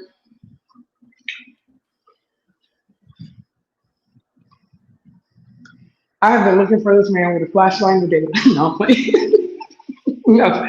I really liked him, though. I really liked him, DJ. I really liked him. But we went on a date, and we ended up going and eating and stuff, and we parted ways. And I don't know if he got mad because I wouldn't go to his house with him, but he did ask me to come, hang out with him, and I was like, no, sir. Yeah, like I'm not gonna sleep with you the first time that would be you like have some listen, any women, let me just talk to the women here, okay? Women, listen, that is very dangerous out here. Okay? You are a woman, a female, y'all females. Okay? Even if a guy is short, he can overpower you and rape you. So women should not be quick to go to nobody's house or no isolated place the first time you meet a person. That's crazy and it's dangerous and what the fuck? Like, hell no. Be afraid, be very afraid. You never know what this man could, once you're cornered in a situation like this, what could go down. That's good advice. But that's great advice. But the conversation was, you should date everybody and don't settle down and be in a relationship or move in until you've gotten to know that person and it's been a while. Honey, you shouldn't move in unless you're married. I don't believe in moving in and shacking right, up. But I'm saying he was saying that has been. I have shacked up. I'm gonna tell you what. I wish that I would have never done it. It's a fucking waste. As far as the restrictions on how long you wait to date a person or how you should date a person, he was just like, I think you should just date everybody that you're interested in, and you should do it. He told me I should do it expeditiously because we don't have but one life. And just date as many people as I can if I'm really trying to be, find a husband and be married. Just date everybody, basically. Just date. Dating is not that deep. But not having sex, not being in a committed relationship or moving in until there is a commitment. And I totally agree with that. I would say this. Well, the only thing that's dangerous about dating a whole bunch of different dudes going on dates is that the more dudes you date, the odds are that you're gonna run into a fucking lunatic. Yep. So I'm like, instead of dating, we run into those anyway. Right, but I'm saying rather than dating what I do is I phone conversation them to death, and by the time that phone conversation is through, I have figured out after like talking to him for a period of time that this guy is insane. You know what I'm saying? Because they will do some shit that's like, oh hell no. You know what I'm saying? What the fuck? Like, what, you sit me, you're jacking off? Like, what? You know what I'm saying? Or they'll say some shit. We'll get into an argument over something, and I'm like, thank God I did not even go there. You know what I'm saying? Because especially when you have your first argument with a person and you realize how they're unable to control their temper, I'm thanking God that this was not in person. You probably would have like knocked me between the laundromat. So I choose to talk. I will talk. I will have a phone, whole like long ass phone thing before I finally say, okay, let's go out. Now, for the first time, I actually just went out on a date with somebody that I had like met and whatever, and he was cool. You know what I'm saying? But for the most part, for men, I will phone, ET phone home. Because I'm not fixing to go out, because I'm not trying to, hell no. You know Y'all what I'm must saying? be scary in 2026. I ain't scared. I'm gonna go on a date. You ain't never scared. You go on a date. I ain't never scared. I'm gonna go on a date and weave them out from there, period. And enjoy life and experience life and it's whatever. I'm not putting myself at risk because what he don't know is I might be the bigger monster. So at the end of the day, I'm just gonna go on the date, but no strings attached, without my emotions involved in it. Get to know this person in person. I'm looking at you. I'm watching your body language. I'm watching how you treat other people. I'm watching how you treat me. You know what I'm saying? You open the door for me. I mean, it's only so much you can get over the phone. So at the end of the day, I'm gonna go on the date. I'm gonna go on the date and I'm gonna experience the You date. might want to fall back on so much because you got dudes or you got people who you steak. And I know you might be carrying a pistol, some pepper spray, or whatever, but guess what? Don't fuck around and find out. You gonna fuck around and find out going on a date with me on some bullshit. Because my ancestors and my energy gonna let me know if you on some bullshit immediately. So before we even make it to the date, so I'm not worried about that. Women need to like normalize having pistols and having like mace and all that shit like that. You know what I'm saying? Have all that. Have it, because if you're gonna be out these days, you're gonna fuck around and find out. You're gonna fuck around and find out if you on any kind of bullshit with me. No, if you on any kind of BS with me, you're gonna fuck around and find out, and I'm not worried about that. We're gonna go on a date and we're gonna enjoy ourselves. And if it's worth even communicating with you on the phone, because 2026, I'm not even giving people my number. We're gonna talk through some kind of social media link, because after we go on this date, you got any kind of like, if it's not, I'm vetting you, but I like to vet people in person because, like I said, it's so much you could get over the phone. I want to see how you move. Period. Yeah, right. You're right. You're right about and that. If you on that BS, then you can get it. Period. I'm not worried about that. I didn't make it to where I am today to be worried and scary, or even be moving like I'm not scared at all. I don't move in fear. We're gonna go on a date and we're gonna enjoy ourselves, because I'm gonna enjoy myself no matter where I go, no matter who I'm with, and also vet you and decide if I want you in my life or not. Period. If we could build together or not. Because if that's the case, the dude that we were talking about earlier, the jealous one, he was saying all the right things on the phone and all kinds of stuff, but like I said, as soon as we got into a place, he did a switch up. Them demons couldn't stay in. So I want to see what you're talking about. I done withered a lot of storms, so I'm not moving in no fear. I am very much cautious and aware, but I'm definitely not scared. So let's go. You want to go to, you want to do some fun things or whatever the case. You want to go ride a horse. You want to go eat dinner. You want to go, whatever you want to do, let's go do it. You know what I'm saying? And I'm always gonna make sure I got my money, just in case you want to flip and talk about I gotta pay my bill, or you want to flip and talk about anything else. Then I have a ride up out of here, 2.5 seconds, and I'll holler at you. It's a no-go. So you don't get my number, you don't get my address, and you don't get to spend any more time with me. Your access is cut off. That's actually good. That's a good point. You know what I'm saying? Because if you only meet them online and they don't have your phone number, they can't harass you and none of that shit. No, girl, come on now. You know what I just went through. Like, at the end of the day, that online and telephone stuff, I mean, I hear you, but nah. People be wearing triple masks. I need to look at you, because one thing I know is my people ain't gonna lie to me. So when I'm looking at you, I'm gonna see what you even trying not to let me see. I'm gonna see it. That's true. You're right about that. You know what? You 100%. So let's see. So what do you think happened? Let's continue with this story. Let's see what happened. Let's go. I did have a good time though. It was a good time. Y'all, it's And peep this. That dude will be a dude talking about some she used me to eat food. No. Thank you. Just didn't want to fuck you on the first date. She probably would have ended up fucking you later on.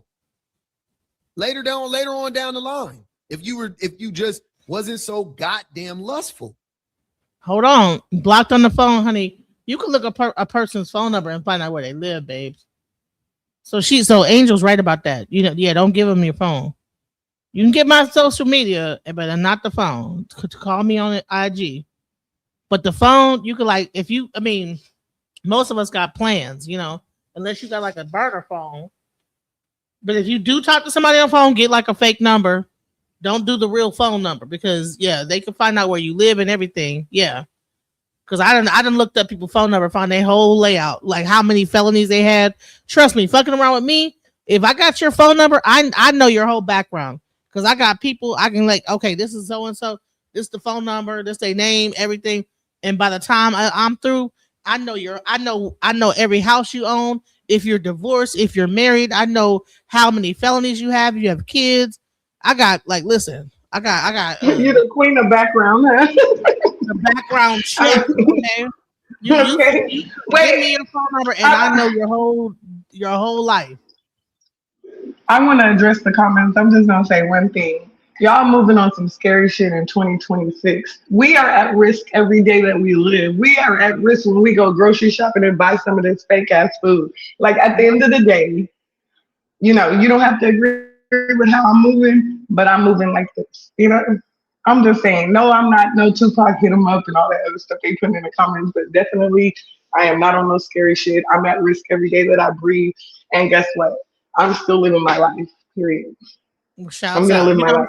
Right. Abe, you know what? Shouts out. You know what? I might go ahead and take on some of your things.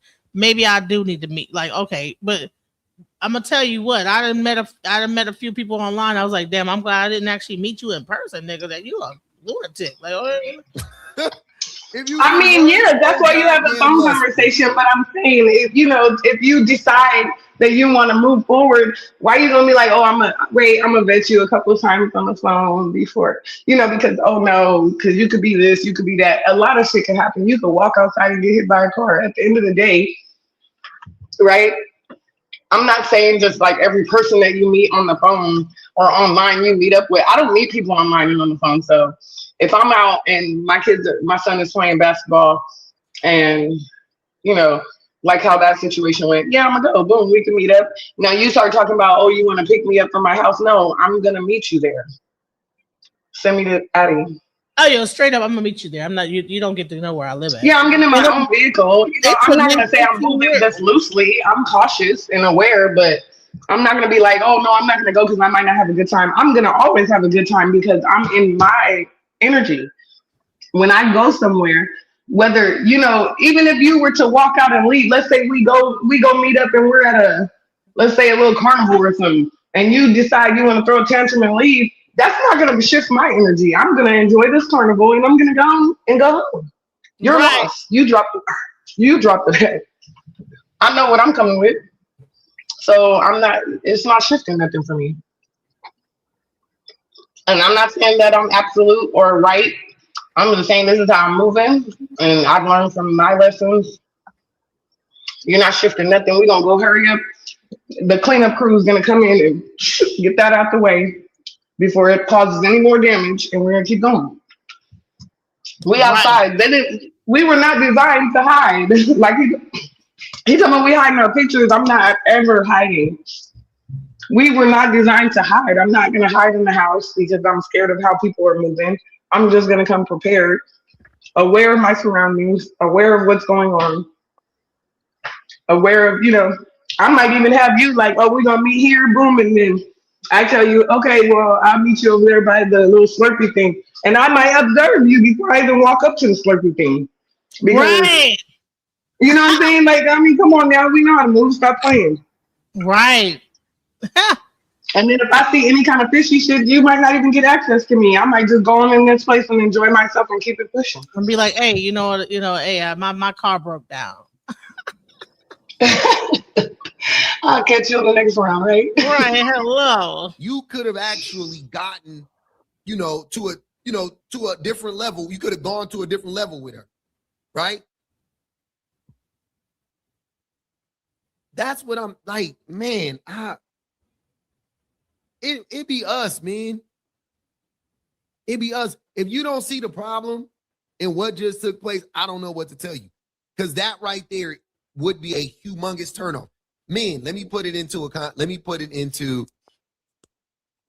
a way maybe y'all will be able to understand, right? The way y'all like to lie on women and talk about how women want to use you for your money and all that stuff. Okay, so imagine, same scenario, you took her out already, right?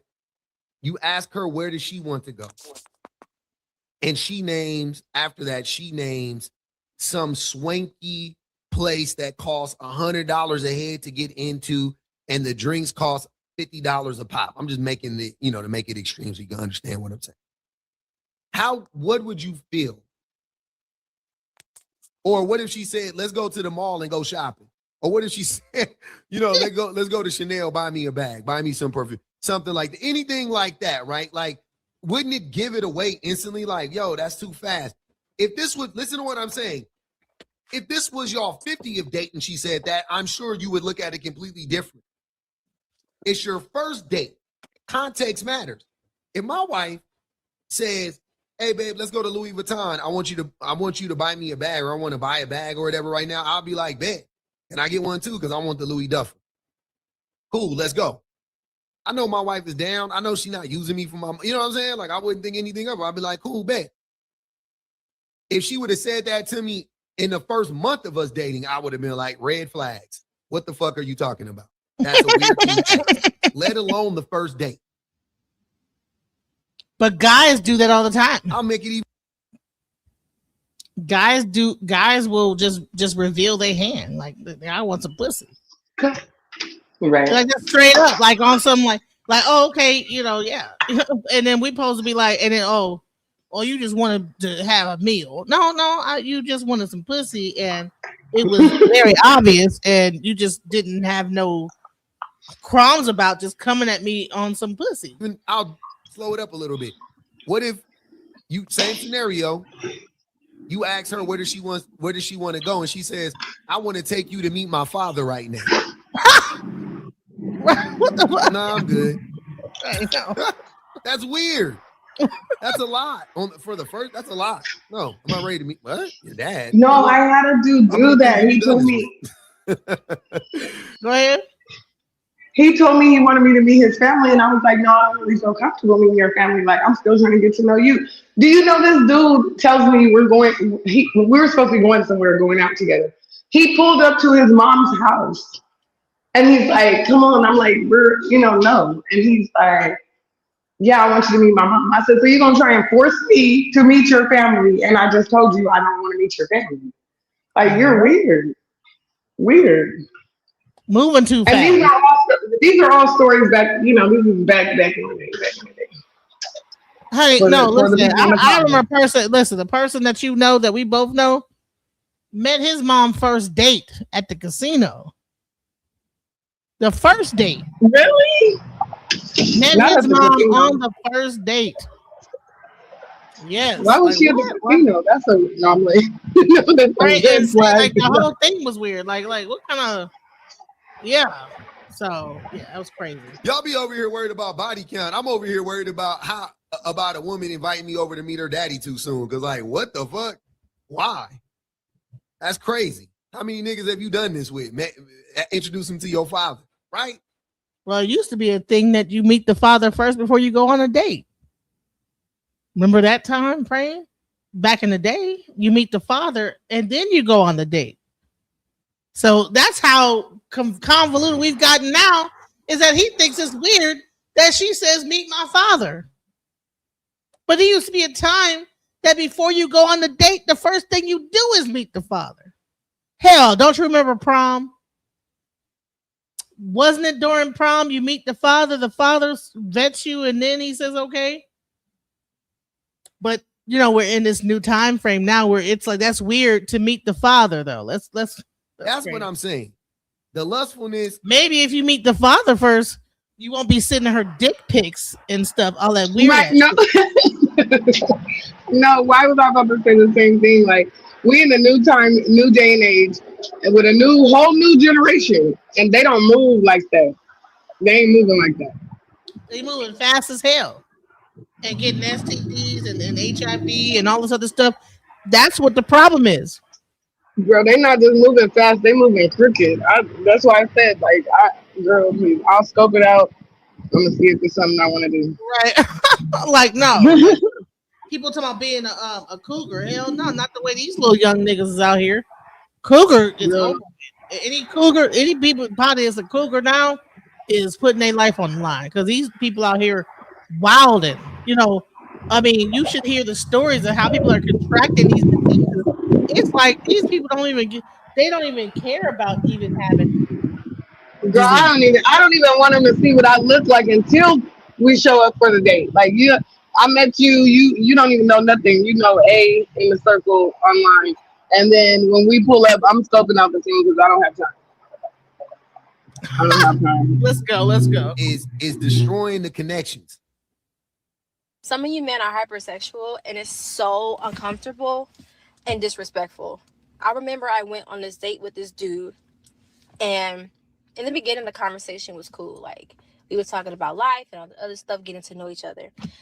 Then it quickly went into, if you know, you know. In the beginning, the conversation was cool. She liked him. Then the conversation took a turn. Turned sexual. At first, he started throwing out, hints. And I don't understand what guys don't get it. It's like if a girl is showing you the signs that they're not interested in that, why do they keep going? Because men are coercive. Like Tupac said, I don't want it if it's that easy. We don't want the women that want to give it to us. I mean, we'll take it, but we don't want the women that are too easy, right? Even though him doing that, he obviously was to me, it's like he was hoping you were easy, but at the same time, now that you're not easy, he becomes more aggressive. But if she was easy, he would still fuck her. That's the conundrum about men. If you're easy, he gonna still fuck you. But if you're not, then he'll respect you. But he gonna still fuck you at the same time. But how backwards thinking is that? And then they want us to take advice. You want me to let you lead me, but you're willing to stick your dick, which should actually be a higher priority than you going on a damn date and meeting a parent. Right, but be submissive. Submit to what? They're confused and delusional. And that's what am I submitting to? I'm submitting to a person that has no self-control. That at any moment that you have like this whole thing within your body, that if I said I would fuck you, you would fuck me. But if I said no, then I guess you respect me. But how many other women that you would probably even fuck that said yes, but then you want to come back to me, the person that said no, and then be still fucking other man? They're gonna be messing with those females in the background while they try to get to know you until you're willing to give it up. You know what I'm saying? While they're waiting on you to finally break, they're actually screwing the woman that said yes on the other dates that they went on. The easy woman. Because it's different. Come on, y'all. Men are coercive. We are socialized to be coercive. Why do they keep going? And then they keep pushing it. But what sent me over the edge? This man was so like, he wanted to let me know so bad that he just wanted to do it so bad. A guy rode past us on a bike. And he was like, "Ooh, I hate bikes." I'm like, "Why you don't like bikes?" He was like, "I don't like when my touches the seat." I'm like, okay. And I said exactly that. Then he kept going. He was like, something about things touching my area just makes me uncomfortable. I'm like, okay. I'm just saying okay at this point, right? So then he goes into saying how he doesn't like to wear underwear because it touches his manhood. He actually likes to be free. The whole time I'm going, okay, you're killing it for me. You're killing it for me. So then he also proceeds to say, you know, I also, since we're on the topic, remind you, he said, since we're on that topic, I remember I was talking to this girl and she just kept touching me in this area. And then he gonna look at me and say, what is it with y'all and touching men? And I looked at him and I said, why are you asking me? I was like, I made this face. I'm like, what? And he was like, does that mean like I don't get hints? I don't get these hints. Like, if you want it, just let me know. Remind you, I'm not even engaging in conversation at this point. This is how the conversation is legit just going. And so I'm just like, dang, like, you was a cool dude until you started talking about that. And then after that, we left because I'm the type of girl, I am blunt, but I also care about my safety. So I didn't want to be like, you know what, this conversation is over. And then he followed me to my car and do something because he's mad that I said the conversation is over. So I kind of let it play out or whatever. So then when we left or whatever, he texted me because I wasn't going to text him at that point. So he texted me and was like, hey, you want to hang out again tonight? And I said, and do what? And then so he was like, what you want to do? I said, you asked me. He was like, well, it takes two people to come up with plans. No, it don't. You asked me. So then he was like, you want to come at my house or do you want to do something adventurous? I said, they love to come to somebody's house. Men. The lust will do it every time, y'all. The lust will do. Y'all need to cut that coming over my house. Y'all don't even know if this woman might have a dude in the background that's really about to like rob you. These men be so goddamn stupid and so dick centered. You're gonna meet a girl, you don't know who she is, and invite her to your house. You don't know if there's a dude waiting in the background that's about to like. He probably in the bushes. In the bushes. No, he might be the one that was in the bushes. That's the point. He want to go to her house because he on some bullshit. He is the bush dude. Right. He is you're right. You know what I'm saying? Y'all need to cut it out. But then they say it's the woman. Y'all a bunch of hoes, y'all females. But we need to talk about these men sometime and how they moving out here in this world. They forget the STD rates are high. Y'all just want to just jump in on some cootie cat as soon as y'all get it. Do it every time. The lust will do it every time. And the way that men be oblivious to this for some, but y'all be knowing though. Y'all be knowing. It just be a numbers game. He soon as he got done with her, he was probably simultaneously texting 3 other girls at the same time. Thank you. That's usually what. Ain't that crazy? He said what we said, but they saying I'm crazy. Come on now. Hello. Talking about me in the comments. I'm funny. I don't went on a date with a female before, and the date started. She asked what my size and my manhood. So it goes both ways. Okay. So what did you do? Did you show her your manhood? What did you do? See, here's the thing. It's not about what she asked. It's about what you did with that information. Did you pull your dick out and show it to her and show how big it was, or say how big it was just so you could like get some pussy? Or did you say, man, that conversation is like, let's table that. You understand what I'm saying? Like a lot of men, when that happens, say, oh, it's an opportunity to get some pussy. They will probably whip their dick out. Like, okay, you wanted to see it, you did. No, you didn't. Okay, thank God. Because there's too much STDs out here and people are this. Wow, let's go. I just think that it is so hilarious how often men lie about this and act like this ain't what's going on. Like this ain't the reality. Sir, gentlemen, this is the reality.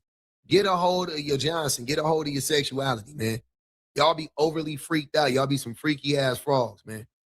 Shit is crazy. And the women are openly telling us that ain't it. And y'all.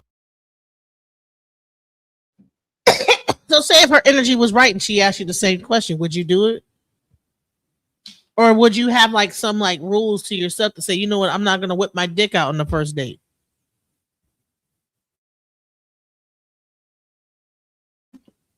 You see what I'm saying? if the energy when y'all was vibing, y'all doing good or whatever, are you gonna still hold yourself to that same rule? Or would that be the exception to the rule where you would whip it out and say, yeah, it's like this. Like, say y'all having a great time. Y'all vibing, y'all just at the other said, man, let me see your. Yeah. Would you be like, oh, yeah. Or would you be like, no, we ain't, let's table that for the moment. That's the part that I'll just be questioning.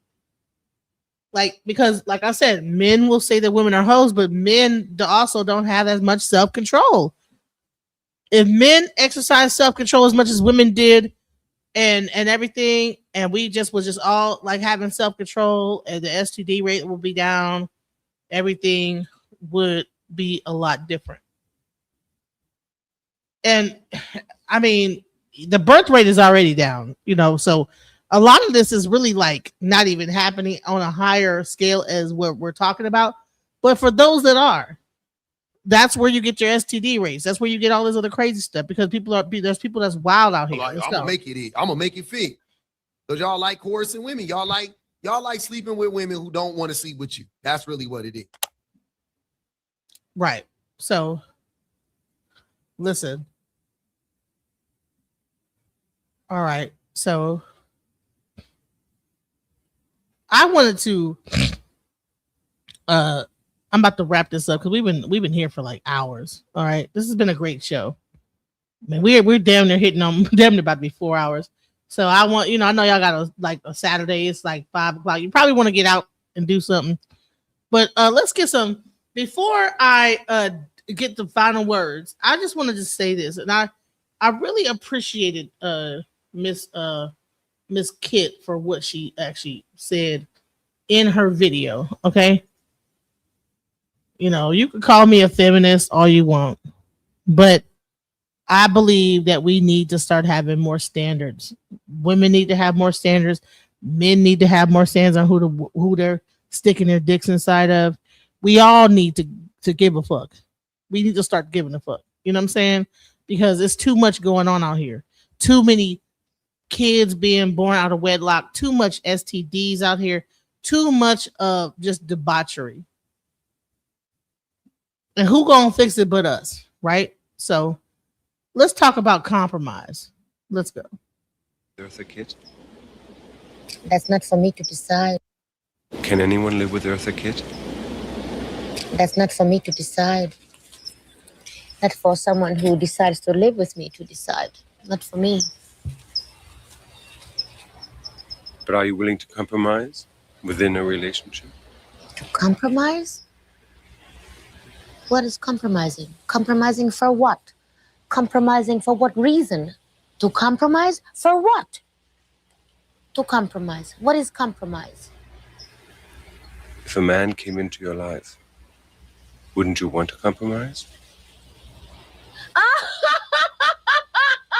Stupid. A man comes into my life and I have to compromise? You must think about that one again.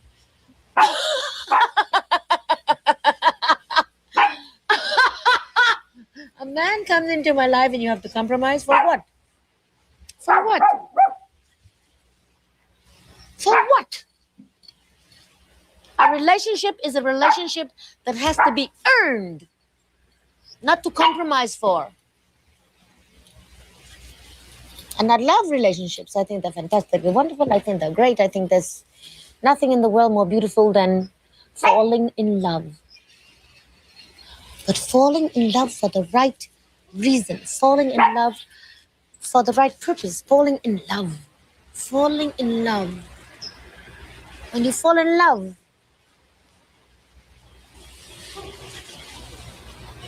what is there to compromise about?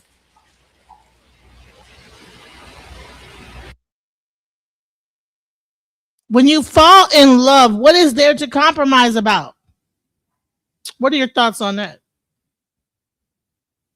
Compromising for what? For who? For what? I totally agree with her. When you start compromising, that falls into the category of what controlling. You're trying to build a bitch or build a man. There's no.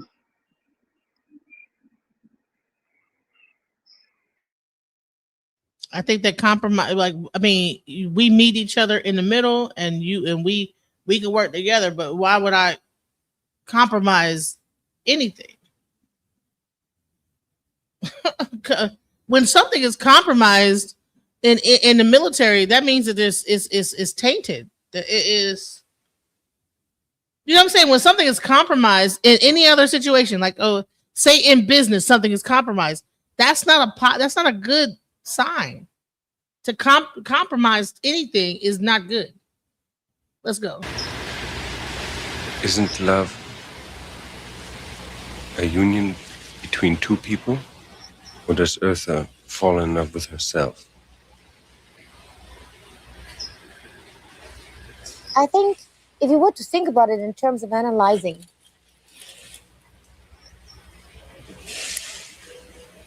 yes, I fall in love with myself and I want someone to share it with me.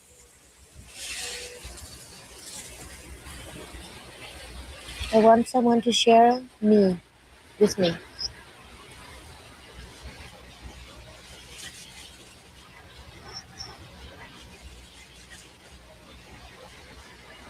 Has that happened?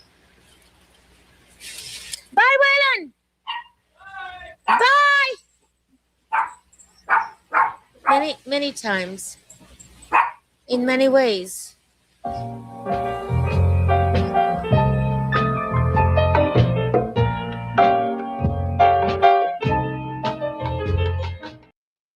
Mm.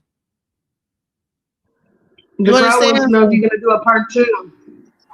Yeah, we can do a part. Do you want to do a part 2, Angel? Later on? What time? I don't know. It's up to you. We could probably do it like about what time is a good time? Like 9 or something like that, or 8 or 9 or 10 or whatever.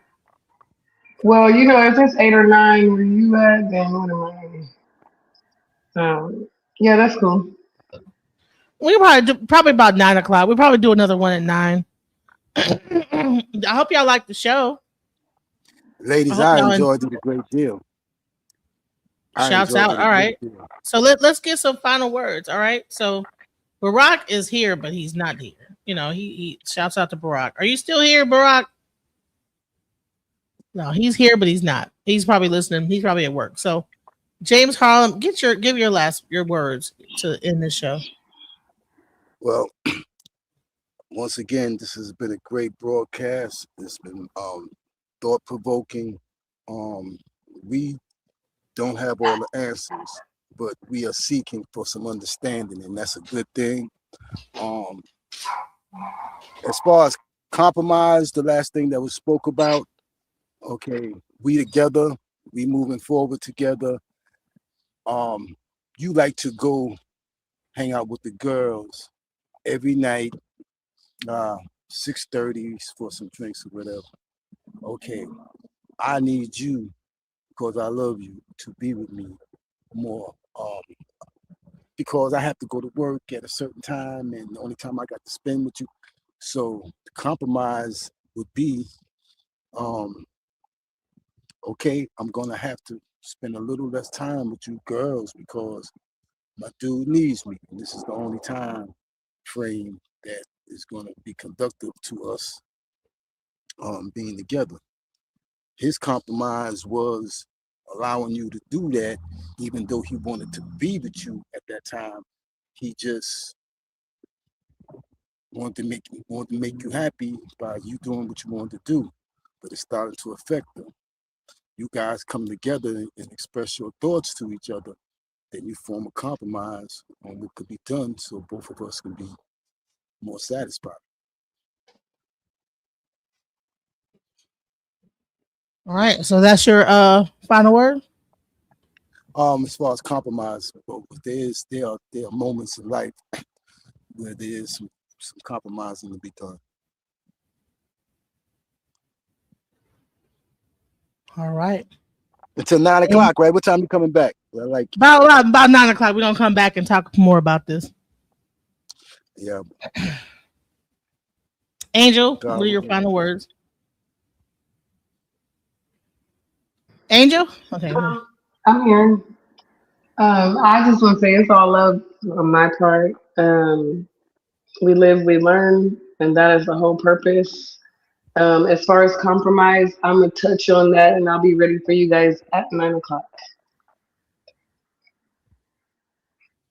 All right. So you're gonna. Oh, okay. So you're gonna touch on compromise at the 9:00 show. Okay.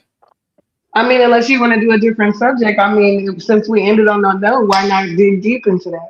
You know? Right. So you know what we should do? Okay. So the next show is gonna be: should we compromise in a relationship? And what's your perspective? So that's gonna be that's gonna be the subject. All right. It is. Should we compromise? Or is compromise? No. Me, Tarzan, you, Jane, you cook. Oh Lord, is compromise? So the next show will be: is compromise important in a relationship? Is that a good subject? Yes. James, that's your perspective though, because see, I dated a chef, baby. I was with him for 7 years, and he cooked for me. So yeah, most men are better cooks than women half the time anyway. I mean, the whole chef industry is filled with men. So yeah, I cook pretty good myself, and I've been with women who couldn't cook as good as me, and I didn't mind making most of the meals. It's just you got to show some effort sometimes to cook something. Yeah, I like now you're tracking back on your word. I mean, I thought it was you cook. See, even in Africa, certain tribes, like the men are the one that cook. But this is like so you compromising right now. Hey, we'll talk about that more 9:00. All right. Listen, much love, guys. Thank you guys for being with us, man. It's almost been 4 hours. It's been 3 hours and 40 minutes. Shouts out to those who stayed. Much love. Make sure you hit the like button and subscribe if you have not. You know what I'm saying? If you can, next time, donate to the channel. If you're on like the mobile, I think it's like a super like or something like that. That you can give a little bit of little gifts to the channel. And I appreciate those gifts because it keeps the channel going. Because I got to pay a bill every month for StreamYard, and that helps me to keep it going. I appreciate everything. Much love to YS Millennial, my favorite mod. Peace out. And also Sakaya Israel. He's also one of my favorite mods. So much love to the mods. Much love to Nightbot. Peace out, guys. Have a nice day. Just when I thought I couldn't find my way out, yeah, I searched the God in me to find my way out. I know it can seem way out, but the Creator flows to and through me from way out. I'm talking way out, yeah, yeah, yeah. See, if you believe in the God in you,